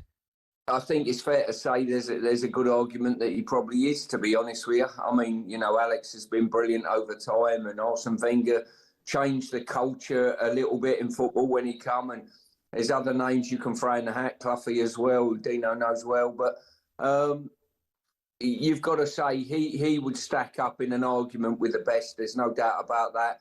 And I remember one night I come out of the City of Manchester Stadium, and in all honesty, I saw a brand of football that I'd never seen in the whole of my life, and that takes some doing. And he's changed the culture of football, and everyone copied his style for a long, long time. And listen, the trophies speak for themselves. No, we're not going to go down this road, but when I hear people say that possibly, like Stuart did there, possibly Pep's better than Sir Alex, what people forget is that Sir Alex took over a Man United side that weren't Premier League champions. Pep's taken over a Man City side that had already won the Premier League twice. When Sir Alex took over Man United, we had Clayton Blackmore in midfield. Good player, right?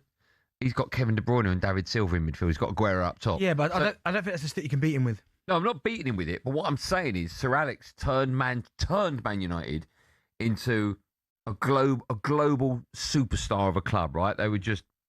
When he left, we were one of the biggest teams in the world, if not the biggest. Oh, no, but even before Fergie got there, you guys were like synonymous. Not on that scale. We'd won the treble. No, we'd you were won giants, 13 league titles. Okay, but you understand what I'm saying. Yeah, but Man United as an institution was absolutely... You talk about Best and Charlton... No, you're right. You're right. But what I'm saying, he took us to another level, right? Mm-hmm. From when you look at our results from that perspective, right? Like we dominated for 25 years. Okay, He built 3 teams. I take nothing away from Pep. He's a 9.9. Fergie's a 10. If he stayed in the Premier League for another 10 years and won another 8 titles, then I go, okay, there's an argument to be had. Yeah. But I think personally, I'm going to be biased, obviously. Personally, I think you can't compare the two. No, I think you can compare it, but you're right. I think it's just longevity, which is why a lot of people would say, Fergie, because he's won, 13 league titles, the amount of trophies he's won.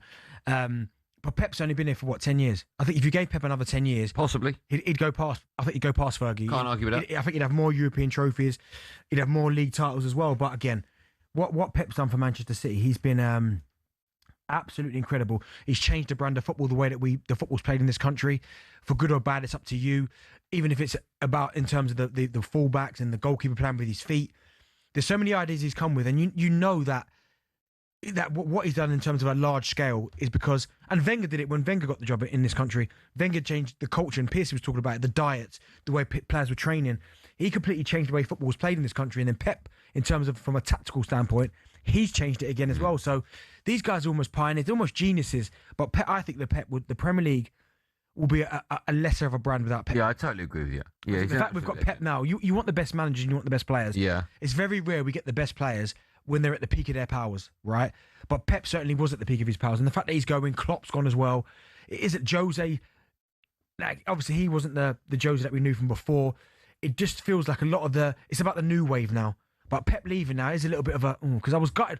I was gutted more for the Premier League when Klopp left, because when Klopp and Pep used to go at it, some of them games were incredible. And I think Klopp made Pep better, and I think Pep made Klopp better in terms of the way they pushed each other. You make such a great point, because like Klopp and Pep and Wenger and Fergie, it's like Arteta and Carrick, Arteta and Slot, Maresca and... It's not got the same ring to it. No, it has. Not yet. Maybe it will have in 5 or 10 years. But when it was Klopp and Pep going at each other, some of those games you'd go, oh my goodness, this is absolutely phenomenal, these games. But again, it's about the new wave and who it's going to be. But the Premier League as a brand is definitely weaker without Pep in it.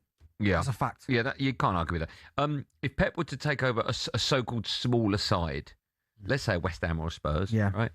Would he do as good a job? I think that's quite an interesting question. But my only thing with this, right, and people always try and use this argument and this. Well, could he do it? Right, I get it, right, but he's been such a good coach for such a long time. He hasn't had to worry about that. So it's all well. Could he do it? He probably could. He's not going to win the league at West Ham, of course, but at the same time, he got the job at Barcelona, coming out their club, out the academy. He took them to another level. He went to Bayern because he'd earned the right of what he'd done at Barcelona. He did what he did at Bayern. He then got the Manchester City job, and they did everything for him, got it all ready because of the job that he did at Bayern. So I think when people go, yeah, but could he do it at Stoke? It's a bit facetious, because you think, well, he hasn't had to. So we can't judge him by something that he's not had to do because he's that good. I know, but you can still have an opinion on whether or not you think, because a lot of people call him a checkbook manager, right? Okay, well, Nuno Espirito Santo couldn't do the same job at Man City that Pep's doing. No. If you reversed it, you gave Pep West Ham and you gave Nuno Man City, it's two completely. Well, Nuno's not doing it at West Ham either at the moment. Yeah, but I know what you're saying. Do you know what I mean? Okay, we'll take calls on that. Would you like to see, could Pep do it at a slightly smaller club? I think he's a great coach. He could do it anywhere. Anywhere? Yeah, but if he goes to West Ham, the expectations change. If he was a Tottenham manager and he had 5 years, would he turn Tottenham into a Premier League winning side? Well, it depends on the budget. If he could bring in the players... Just about the budget. No, but in the coaching, let him take over in 5 years. They're probably pushing for Premier League on. What wins Tottenham? I'm using Tottenham because obviously they're involved in football tonight. What wins Tottenham their next Premier League? Having the best player in the world in his pomp or the best manager in the world? Tottenham, best manager. They've had good managers. Not got. What are we talking? So if they could either have, they had an average manager, really average. Say they had Ange, right? No, he's not average. He's below average. No, he's not. Yeah, I'd say David Moyes is average. If Pep's the top, Moyes is below. Wait.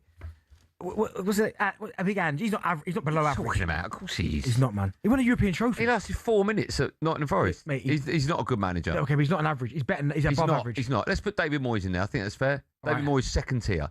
Right, so David Moyes. Yeah, David Moyes with Messi. And you get Messi in his pomp. Yeah, or you have Fergie or Pep in his pomp, and you have an average midfielder or an average striker. You know what, give me the best player, man. Give me Messi. You think that wins you the league? He win games on his own. And then the players that you'd be able to attract to play with him. Yeah. Give me Messi. Okay. A quick word about the game tonight, Bournemouth against Man City. How do you see it going? Because, of course, if Man City get anything other than 3 points, you've won the title. I hope Bournemouth Very bizarre when you say that. I hope Bournemouth score first. I can't see, again, I can't visualize a situation tomorrow where I'm coming in here and Arsenal Premier League champions. I just can't see it. But I'll be over the moon. Have you got anything on tomorrow morning? Yeah, getting a haircut and playing paddle. Oh, right, okay. That's nice. Yeah. Playing golf, are you? No, I'm gutted. I got one. Yeah. No, I think Bournemouth are in great form. I think January was the last time they lost. At home? No, in total. Oh, wow, okay. Yes, it's been some time. Areola's last game at Bournemouth, last home game. They could finish in Champions League spots as well if Villa win their game. I would love to. Okay. I would. Yeah, please. We will take calls on all of the above. Do you think Pep could do it in a middle of the road side? Well, but Ancelotti he did it, but what, Everton? Yeah, he did all right at Everton, but he weren't going to win the league at Everton. No, he weren't.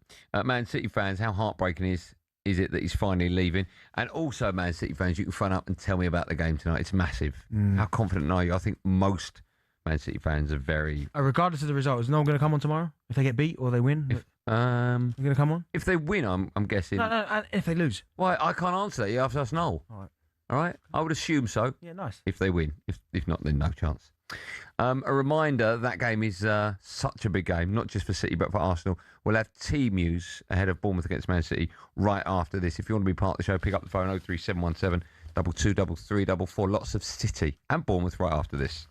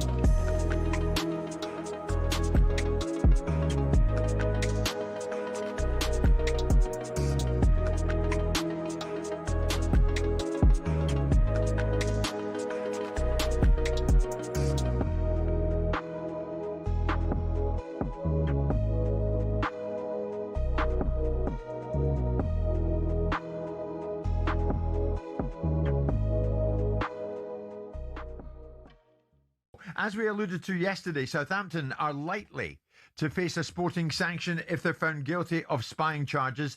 As a result, they could end up being thrown out of the playoff final to be replaced in that final by Middlesbrough instead, the team that they put out last night at the semi-final second leg stage.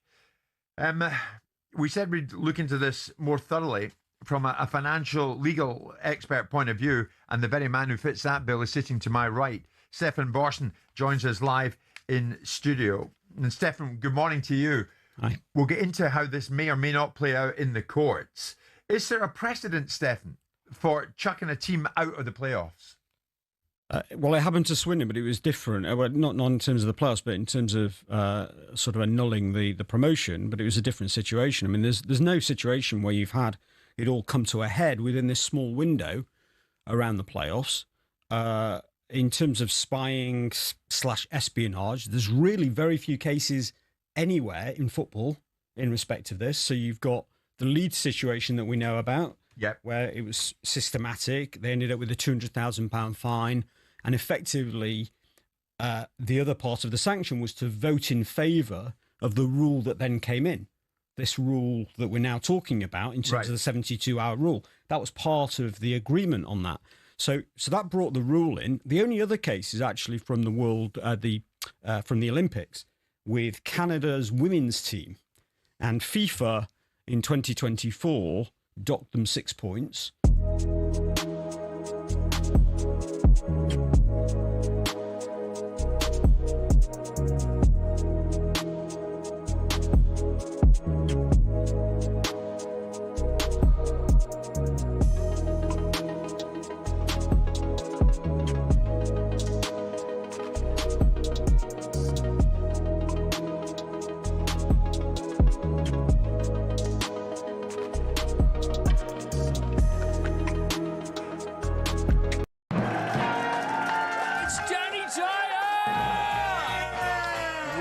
Not wig. It's a nutty canister, either way. I mean, look at the nut on it. Bob Odenkirk! Saul was great. He was just a breath of fresh air. Amelia Clark! Star Wars versus Game of Thrones. Game of Thrones, definitely. I'm loyal. Don't tell Alex Hassel! In season 2, a lot of us get our clothes off. You do know you did that in season 1. Exactly, that's true, yes.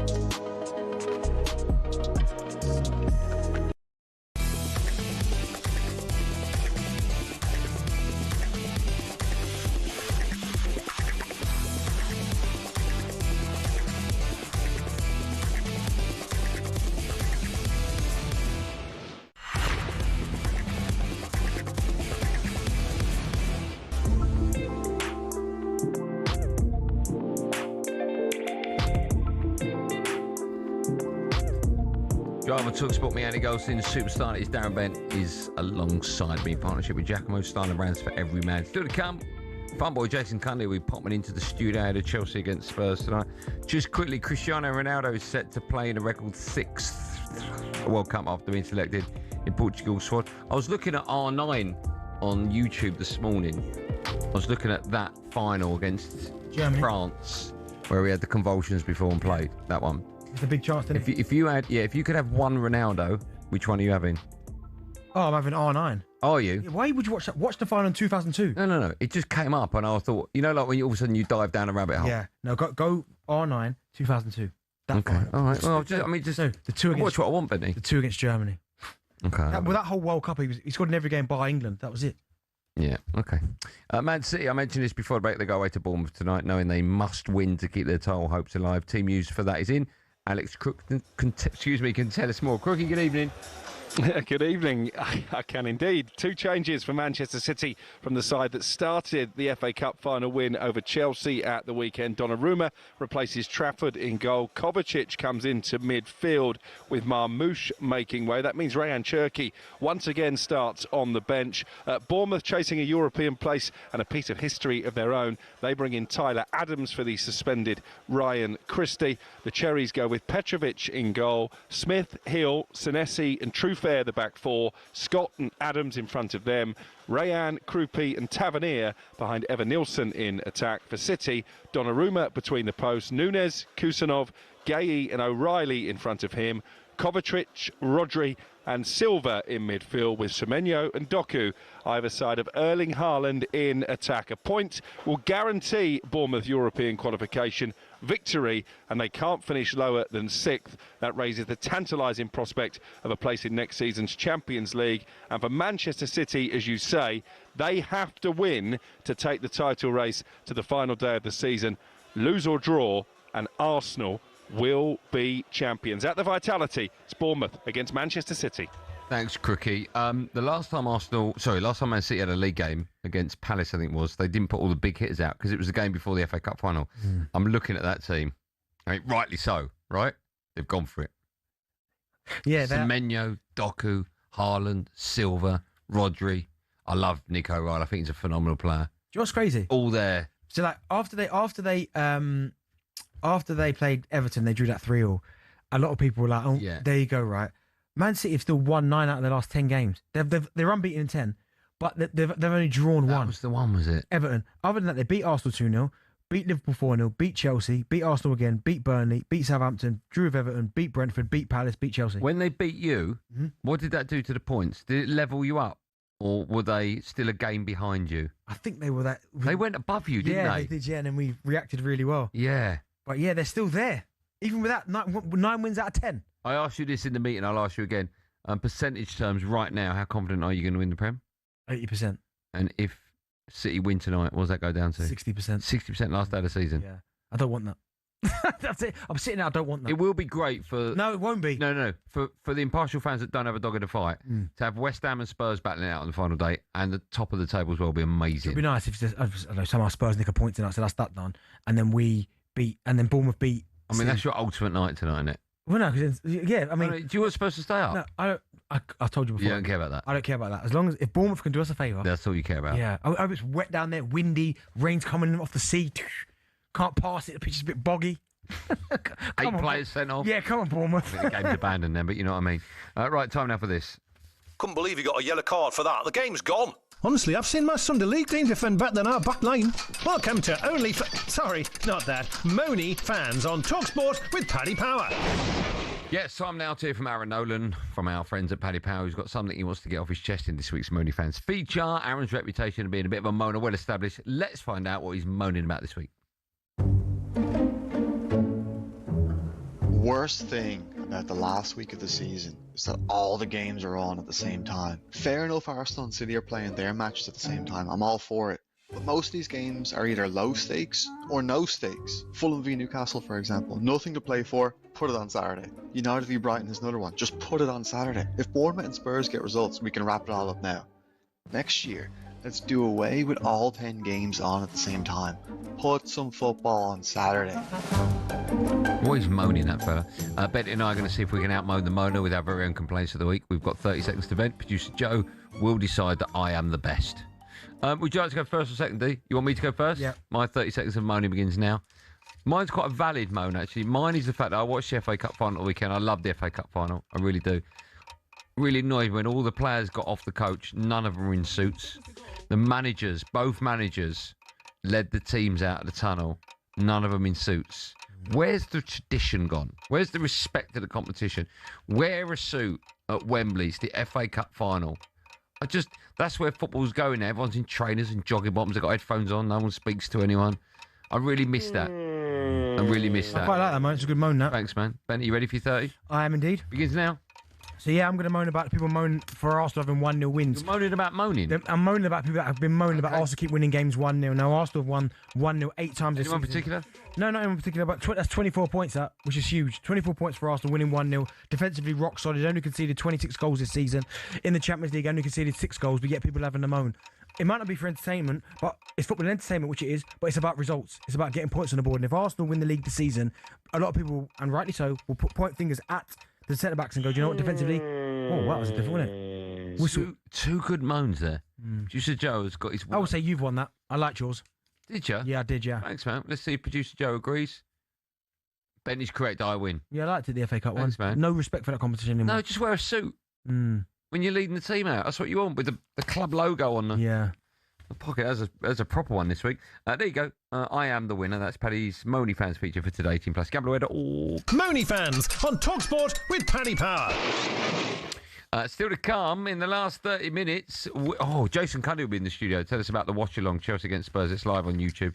He's alongside Jeremy Howard. We've got the end-of-show quiz. But, of course, hour means it's time for no Googling. We want to know which two current Premier League managers has Pep Guardiola lost against the most times? Which two managers has he lost against the most times? The answer to that, Jason Cundy, Chelsea Spurs, end-of-show quiz, and whatever we can cram into 32.5 minutes, all coming up on talkSPORT after this.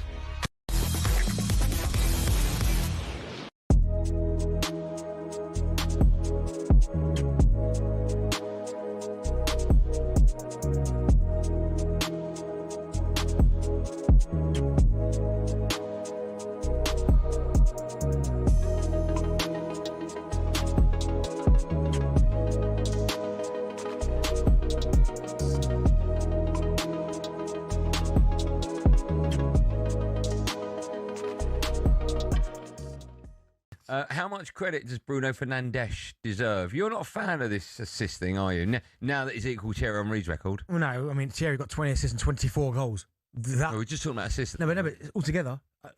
My thing with this, right, is fair play to him. He's equal to a very good record, and I've got no issue with that whatsoever.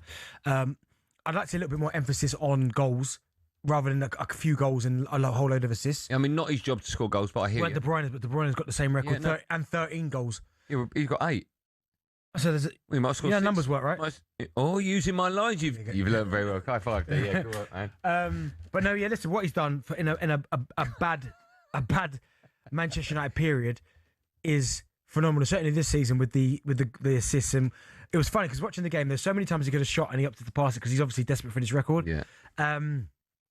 So yeah, I mean, I get it, but I can't remember when all of a sudden goals and assists became a thing. Certainly when I was playing in the Premier League, it was all about, if you're a striker, goals. And then if you're a creative midfield player, how many assists he got. All of a sudden now, and I think some players are getting away with it, with this goals and assists, because ultimately the name of the game is still to put the ball in the back of the net. But you're seeing some guys, they've got 17 goals and assists and they're forward. You go, well, how many goals they got? Well, they got, 4 goals and 13 assists. You're like, well, that's not any good. Terrible, yeah. That's terrible. But because they're putting our goals and assists together, you're all right. It's almost overshadowing everything. Do you care about any stats? Like, you're a fan of XG. There's another one called XA. Yeah. Do you know what XA is? Assists. Expected assists. It's expected assist. Now, I don't even know what that means. Yeah, I don't know. I know about XG, but listen, I like XG, but I don't... You can't explain it. The only stats that I really... care about? Goals. I think assists to a certain level. Clean sheets? Yeah. I love touches in opposition box, because I think that tells you a lot about how a team's attacking. Because if... And I always like to compare the XG with touches inside the opposition box. Always? You always like to do that? Yeah, because if you're a team in certain games, you're getting 40 touches in the opposition box and there's no goals, what's going on?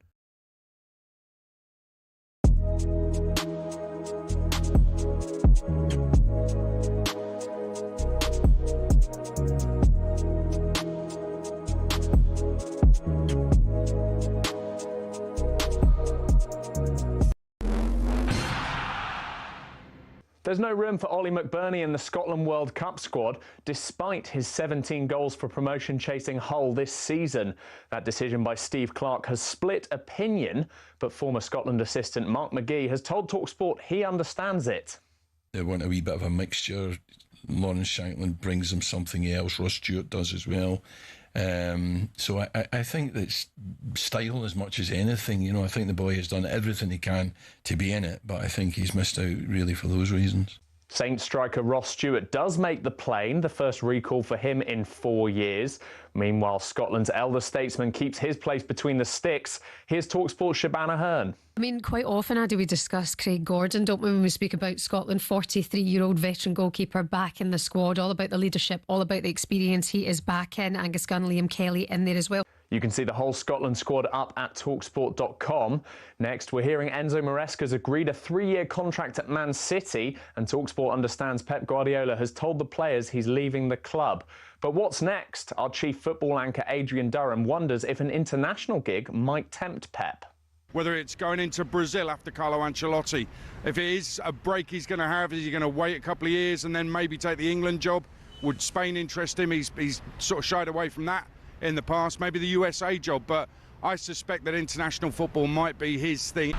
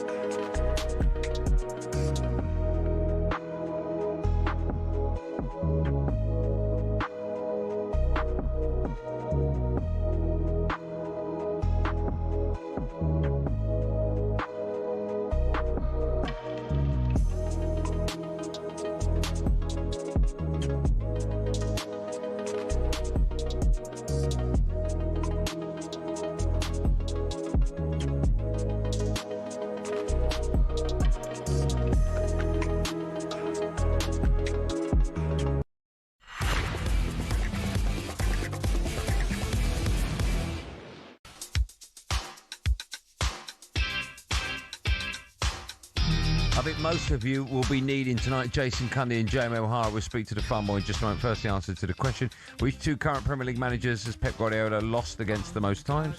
Arteta. He's won. Jose. Oh, put his mic on. Jose. He's the wrong answer. Go on, keep going, you lot. Klopp. No, current, so they're in there. Moyes. No. Andoni Iraola. No. In the Premier League? Fabian Hertzler, obviously. No. In the Premier League? And the talkSPORT's finest in the studio, everyone. Come on, you two. It's so easy when you've got the answer for you. I know, it's very easy, yeah. Eddie Howe. No, London club. Keith Andrews. No. Not De Zerbi. Correct. Not De Zerbi. London club. London club. Silver. No. No, London clubs. Yeah. There's a big one you haven't mentioned yet. We said Tottenham. There might not be a London club. Sorry, it might not be a West Premier Ham. League club. Yeah, Nuno. Oh, okay, yeah. Yeah. Do you know what? In my head, I had West Ham Moyes. The reason Jason Cundy is in here is because you can join he and O'Hara for the live Chelsea Spurs watch along on the talkSPORT YouTube channel and your smart TV. I'm heard you're getting paid the big bucks for that one, like really big. They've gone above and beyond. Well, who told you that? I've just made it up. Yeah, okay. But they must have done to get you in. Well, you're missing a Chelsea game, right? I am missing a Chelsea game. Yes. Well, I'm here. I'm not going to be at Stamford Bridge. Yeah. There's a huge part of me that's gutted. I won't be at Stamford Bridge, but there's a huge part of me that would love to be sat next to O'Hara when we give him a good old whooping. That's Do you know what? I've been talking to Benny about it today. He can see that Spurs nicking him. I, for the life of me, just can't in a million years. I agree with him. Was he? Why? There's a fly in here. Yeah, I know. Weird, that's coming in. Yeah, I don't own the room. Nothing to do with me. Because we're pretty terrible at home. Our home record is absolute disgrace. I think the last time we won at home was the 31st of Jan. Wow. Like so ridiculous. Haven't won in 7 domestically. Scored 1 goal in the last 7 games in the Premier League. But it's Spurs. You're making a good case, yeah? It's Spurs. And it's... I mean, there's a part of me also looking back what happened at Wembley at the weekend. Luckily, it didn't go extra time. But there's still the disappointment of losing the FA Cup final.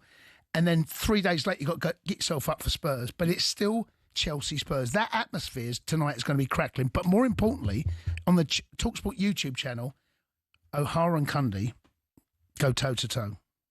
You mean people can watch fighting? Yeah. You mean, I mean, you built up. You're not going toe-to-toe, are you? Just sitting next to each other. Well, yeah, but you know what it's like. You can reach, I can reach. Are you going to wear that top you got on? No, I've got a Chelsea top. All right. It looks nice, I like that. Yeah, I like that. No, it's not got a Chelsea badge on it. That's nice. And the Ange mask will be coming out. Okay, that's nice. Yeah. So tune in. It's going to be... Do you think your your new manager out beforehand? No, he's not coming. He's not there. Oh, he's not? He's not there. Why is that? Lazy. Lazy manager. I think I think he doesn't want to be the centrepiece. But here's one thing about footballers, and Bent will tell you. All of a sudden, okay, we've got Xabi Alonso. Where's the manager?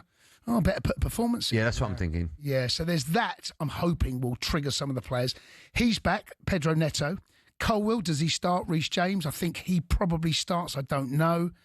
But they are performance, these players. They're at home, underperformed. It's been a disaster at home this season. Can I ask? I'm led to believe the YouTube coverage begins at 7. No, 8 o'clock. Oh, okay. So it's 7. Myself and 8:15 kickoff, right? 8:15 kickoff. Myself and O'Hara live on the YouTube channel. Go toe-to-toe. And then at 8:15, the gloves... Are you toe-to-toe in? No, the gloves are off.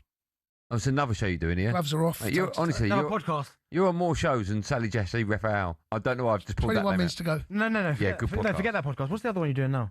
What do you mean? We plugged it earlier. What's the new? Oh, yeah. It's called... Encouraging Signs. Is that Yeah, new what's one? That's what's that? It's not a podcast. It's just basically they pull the best bits from the sports bar and they've nicked it, Encouraging Signs. They've called it Encouraging Signs. Have you got anything to do? Do you voice it? Yeah.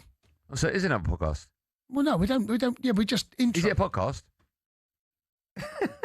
Yeah. And do you voice it?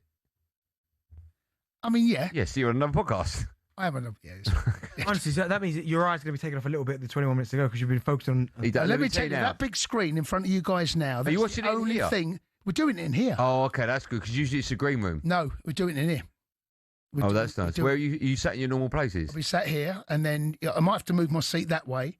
It's going to be electric. You should sit next to each other, you know. No, I couldn't. I can't. Right. You've watched me It's watching horrible. Chelsea, right? You are horrible. Even England, you're horrible to sit next to. You do go a little bit. You lose the plot. No, but, you know, that's just. When at the time you threw yourself into the MD's door. Do you remember that in the old Of course I building? do, You yeah. went nuts when England scored. I think Yes. won a penalty shootout. Yeah, we did. You ran up and down the office and then hurled yourself into a door. Yes, I did. I jumped at the door. The door was shut. Yeah. You're obviously a big Chelsea man, like bad, like Yeah. right. Yeah. And me and Andy have had this discussion, and I don't think I've ever asked you a question, but obviously you love England. We saw your celebrations. Mhm. Earlier. England win the World Cup or Chelsea win the league? Win the league. Chelsea. See, Not even close. he can't understand. See, Not even close. he can't understand it. Not even close. I hope you never get knighted. Not even close. I'm the same as you. He can't understand. I'd rather Chelsea won the FA Cup at the weekend than England win the. What about League Cup? I take League Cup, mate. I told you. That don't make sense though. No, it does. Conference League? And then, okay, England Okay, well done. on that one.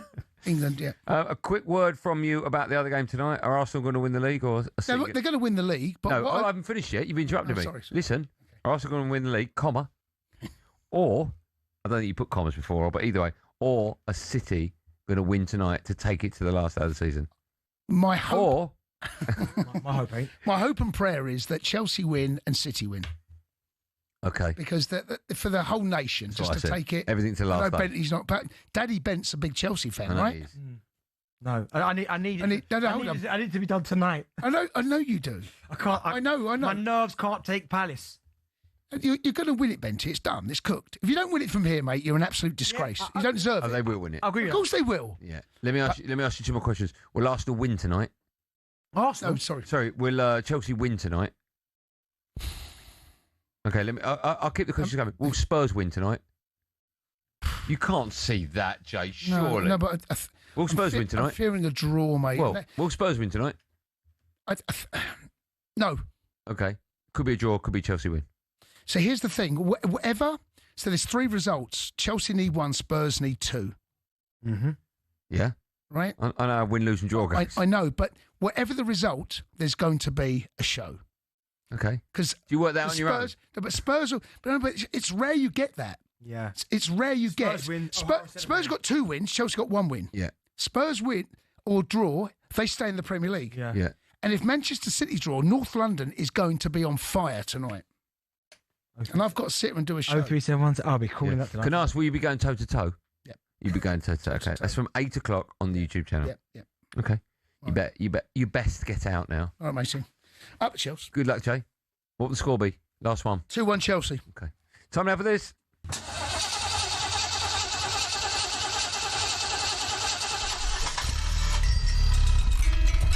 Clutching at scores on Drive. Just write me scores down for the next part of the show. This is our feature, Clutching at Scores, every week on Drive. Bent and I have been picking 3 games from that week's fixtures to predict the score of. If we correctly predict the result of a game, we get 1 point. If we get the score bang on, we get 3. Throughout the season, we've been telling up our scores. Where are we at? Now, last time I wasn't here. I failed to pick up any points. Who's in charge of me? Rory? Nothing. I don't think I did it with Rory. He must have done. No. Gabby stepped in for Bentley. Used up his joker, it says, and scored 1 point. That means AG 26, DB 34. Okay. What are your games this week, D? I've got the Joker still, didn't I? No, it just says here, Benty used up his joker and scored a massive 1. I didn't use it. Well, talk to the producer. Joe, I didn't use the Joker. It was used by Gabby. Go on. Where are you going? I've got Chelsea Spurs. Yeah. I've gone Freiburg Villa. I think we've all got the same games, yeah. And I've got Bournemouth City. I've got Anderlecht versus St. Truden. Why have you got why? No, I think I've got Bournemouth City. Okay, so we've got the same games. Chelsea Spurs, DB. Gone Chelsea 3-1. Okay, you didn't say that before. I said 3-0 earlier, and you didn't say that earlier. Why have you changed your mind? Thought about it. I did think about it. I thought Chelsea are probably going to win, but it won't be 3-1, but I'll still get a point for Chelsea winning. So I went that way. Okay. Let's go to Bournemouth last. Freiburg against Villa tomorrow live on talkSPORT Europa League final. What do you reckon? I think they'll win Villa comfortably. I'm going to go 3-1. So I've gone 2-1 Villa. Okay. And now the big one, Bournemouth v City. Now, Joe, I don't want to like... Okay, I've written down what I think will happen. Do you want me to go first? Go on then. There'll be 3 goals in the game. So I said there'll be 4 goals in the game. Okay, City win 2-1. Nervy game for City, but they win. See, I've gone 2-2. Now, that is me hoping. I can't see a world, and you're probably the same as me, where Bournemouth can beat City 1-0. Bournemouth can be... No, I can't. They have to score City with all that firepower they got. Exactly. So I've gone 2-2. And that's me hoping more than anything. Okay. Here's a question for you. What score does City need to be leading by before you're watching it going, I think they've won now? 1-0 and I'm turning it off. No. Do you know what I mean? Like, if If Bournemouth go 2-0 up on 35, Yeah. will you go, yeah, they've won, or will you go, they need a third? No, I'm still going. They need a third. Yeah. If they get a third, Yeah. are you thinking it's done? If Bournemouth get a third, that means they have to get 4. Yes. Yeah. If Bournemouth going 3-0 up, is it done? Are you celebrating? I think you'd have to have a slight celebration, but well, they need 4 goals. Why wouldn't you celebrate? Because how could they not get 4? I remember. Was it Villa last game of the season? About 3 minutes to go. 3-0 up. Oh yeah, I'm celebrating like anything. 3-2 up. I'm running down the street. 3-2 up. Yeah, I'm running down the street. 3-2 up. Yep. They need 2 goals. Yeah, I'm running down the street. 3-3. Right. How long's 3-3. left? 90 on the clock. Yeah. Referee puts up 4 minutes. Ah, no. Even that makes my stomach. I would funny. love to watch that 4 minutes for you. That'd be amazing. What a great night of football. I've gone Chelsea Spurs 3-0. You've gone 3-1 Spurs. Bournemouth City. I've gone 1-2. I've gone 2-2. And Freiburg against Villa. Tomorrow live on talkSPORT Europa League final. 2-1 Villa. 1-3 is what I've gone. That was today's Clutching at Scores. When we come back, we've got some big breaking news for you.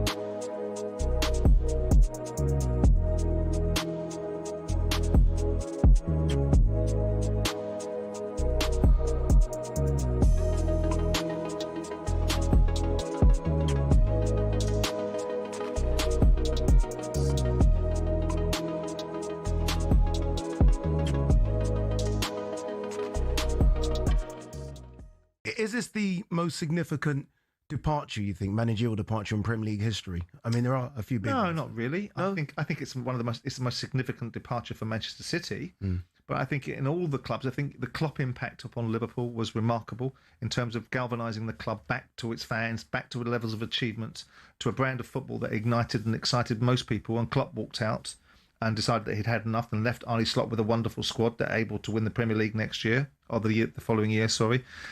You've seen Ferguson leave, after 26 years. I don't think his legacy, I think his achievements are remarkable, but I think the squad that he left, it does not compare to the squad that Klopp left Liverpool, and does not compare to the squad that Guardiola is leaving Maresca. And Maresca is indeed a lucky boy. Mm-hmm. He wouldn't be in this job if he hadn't been in the building previously. I think probably all the lessons that he will have learned at Chelsea will be taken into the Man City job. And so his experiences, his maturity of being able to manage up might be slightly better now.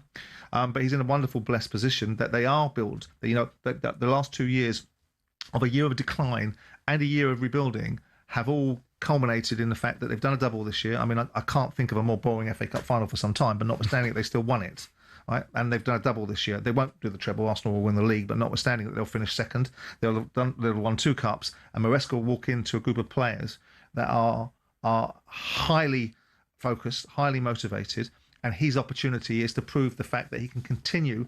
And I always believe, and I said at the top of this show, that you judge a business when the people that own it are not in it. So you judge a football club by the legacy of the person that's been running it for a period of time. Klopp's legacy was to hand it over for a year to Arne Slot, who effectively just finessed it and won the league. Now the image of Liverpool is now Slot's, and it's not so great. Ferguson left a decaying squad. With due respect to Alex Ferguson, I'm not trying to diminish him in any shape or form. And that then created the problems that have then spiralled out of control for Man United over a 13-year period.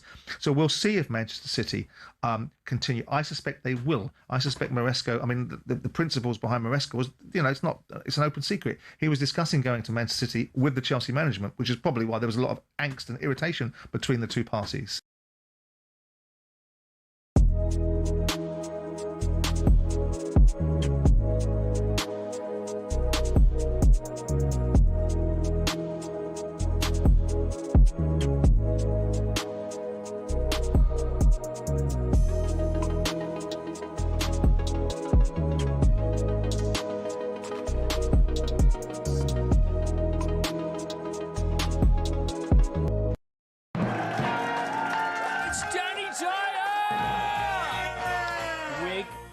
It's a nutty canister, either way. I mean, look at the nut on it. Bob Odenkirk! Saul was great. He was just a breath of fresh air. Amelia Clark! Star Wars versus Game of Thrones. Game of Thrones, definitely. Go. I'm loyal. Don't tell Alex Hassel! In season 2, a lot of us get our clothes off. You do know you did that in season 1. Exactly, that's true, yes.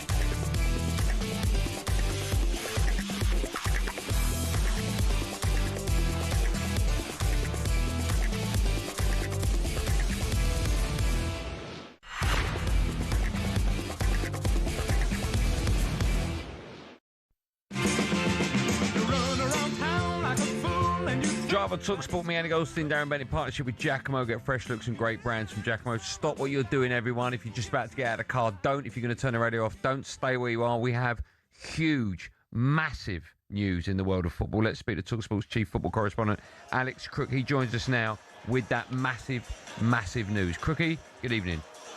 Good evening once again, Andy. I have to say this is a pretty seismic development because in the last few minutes we've had a statement from the EFL confirming that Southampton have been expelled from Saturday's Championship playoff final.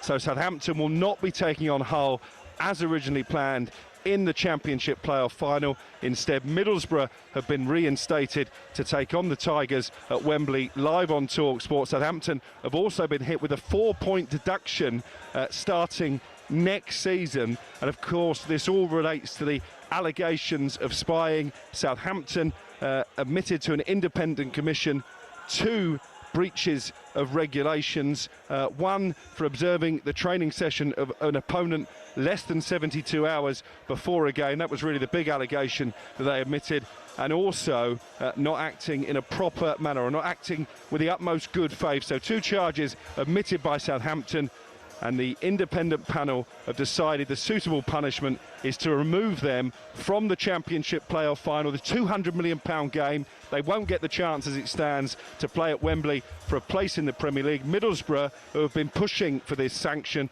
and for this very severe punishment, they lost, of course, over 2 legs to Southampton in the semi-final. They're back in.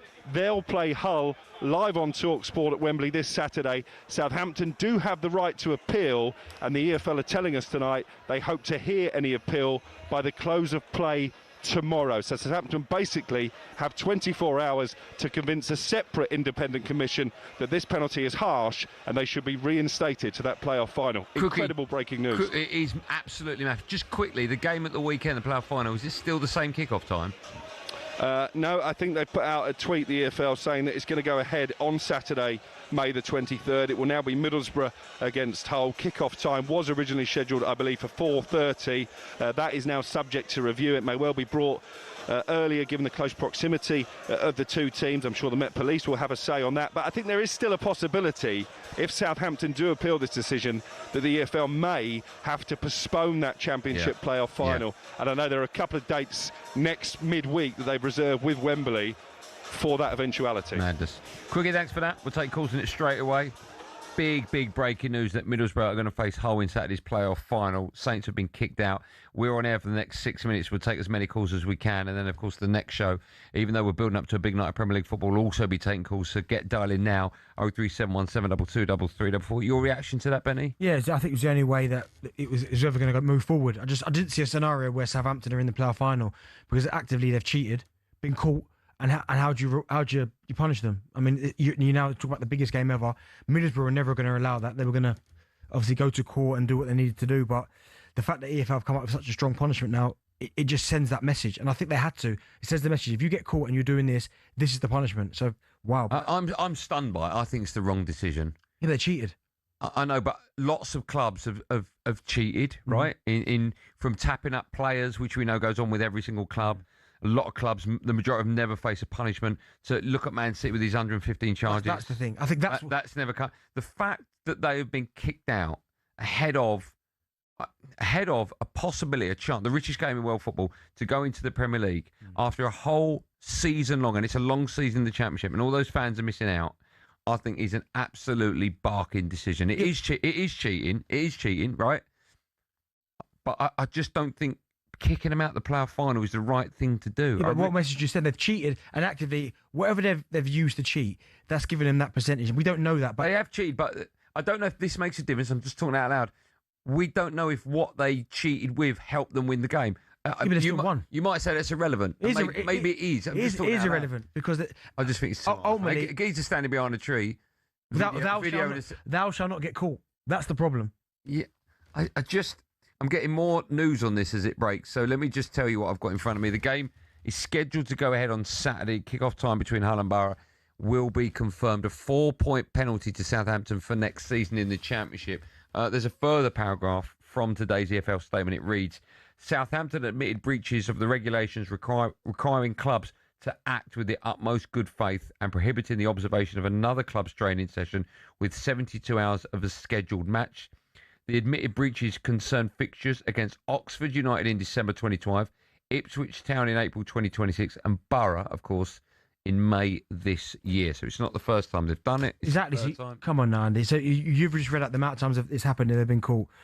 What more? What more? But I do get it from like Southampton fans right now will be gutted and they'll be sick of thinking their first thoughts are going to be, well, hold on, Manchester City. We've got one here. Let's speak to one. Max joins us, Saints fan. Max, good evening to you. You're the first person to react to this. I think bonkers news. Bentley doesn't. What do you think? I'll be honest, mate, I had to pull over. I'm on my way home from work and I had to pull over because I thought someone was taking the mick. My mate rang me, said, have you heard this? And I've just had to pull over at the services and then obviously I've seen it everywhere. I'm livid, but to be honest, I have absolutely no idea who I'm annoyed more with. The result, Middlesbrough or my own football club. I'm 19 years of age. I go to work every day, 9 to 5. I graft. I've forked out the best part of 250 quid on a ticket, train, non-refundable hotels to go to Wembley on Saturday rather, and this is what's happening. So I'm mad at my football club for allowing this to happen, because who on earth has sanctioned this?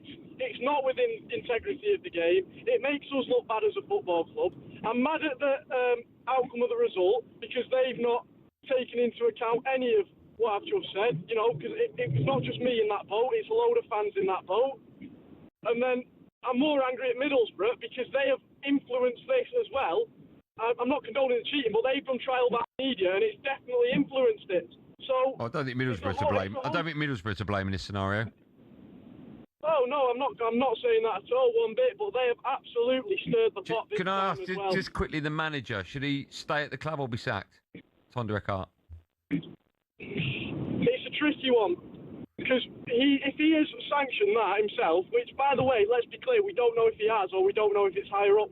I'm going to use Bentley's words against him here, if that's all right. He said the other day, the manager don't care where the information's come from, he's too busy.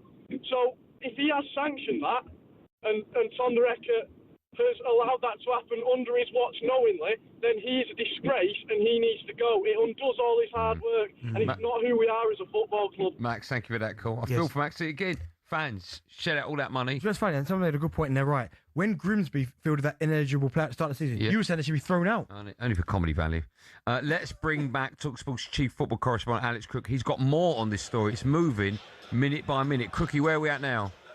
Certainly is. I've got a statement from Middlesbrough saying the football club welcomes the outcome of today's disciplinary commission hearing. We believe this sends out a clear message for the future of our game regarding sporting integrity and conduct. As a club, we are now focused on our game against Hull City at Wembley on Saturday. And they finished this statement by saying ticket information for our supporters will be available shortly. So Middlesbrough clearly feel that justice has been done, that the Saints have turned into sinners. But just a mention of the perspective from Hull City, the opponents in that player final at the weekend. I spoke to somebody very senior at Hull on Saturday night.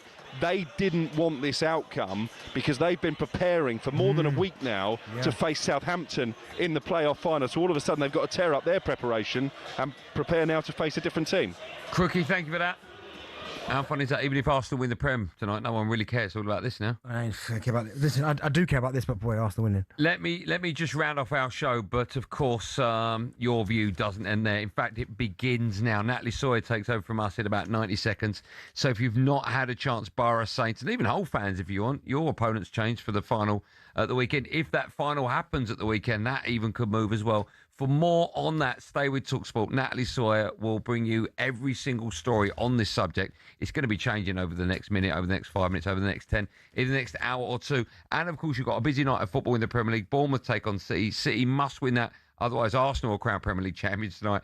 And if Spurs get something against Chelsea, they are safe. What a night of football. Stay where you are. In fact, get your calls in now to Natalie Sawyer, 03717 223344. All of your calls and so much more coming up live on talkSPORT after this. We'll see you tomorrow at 4 p.m. Be safe, everyone. Be safe.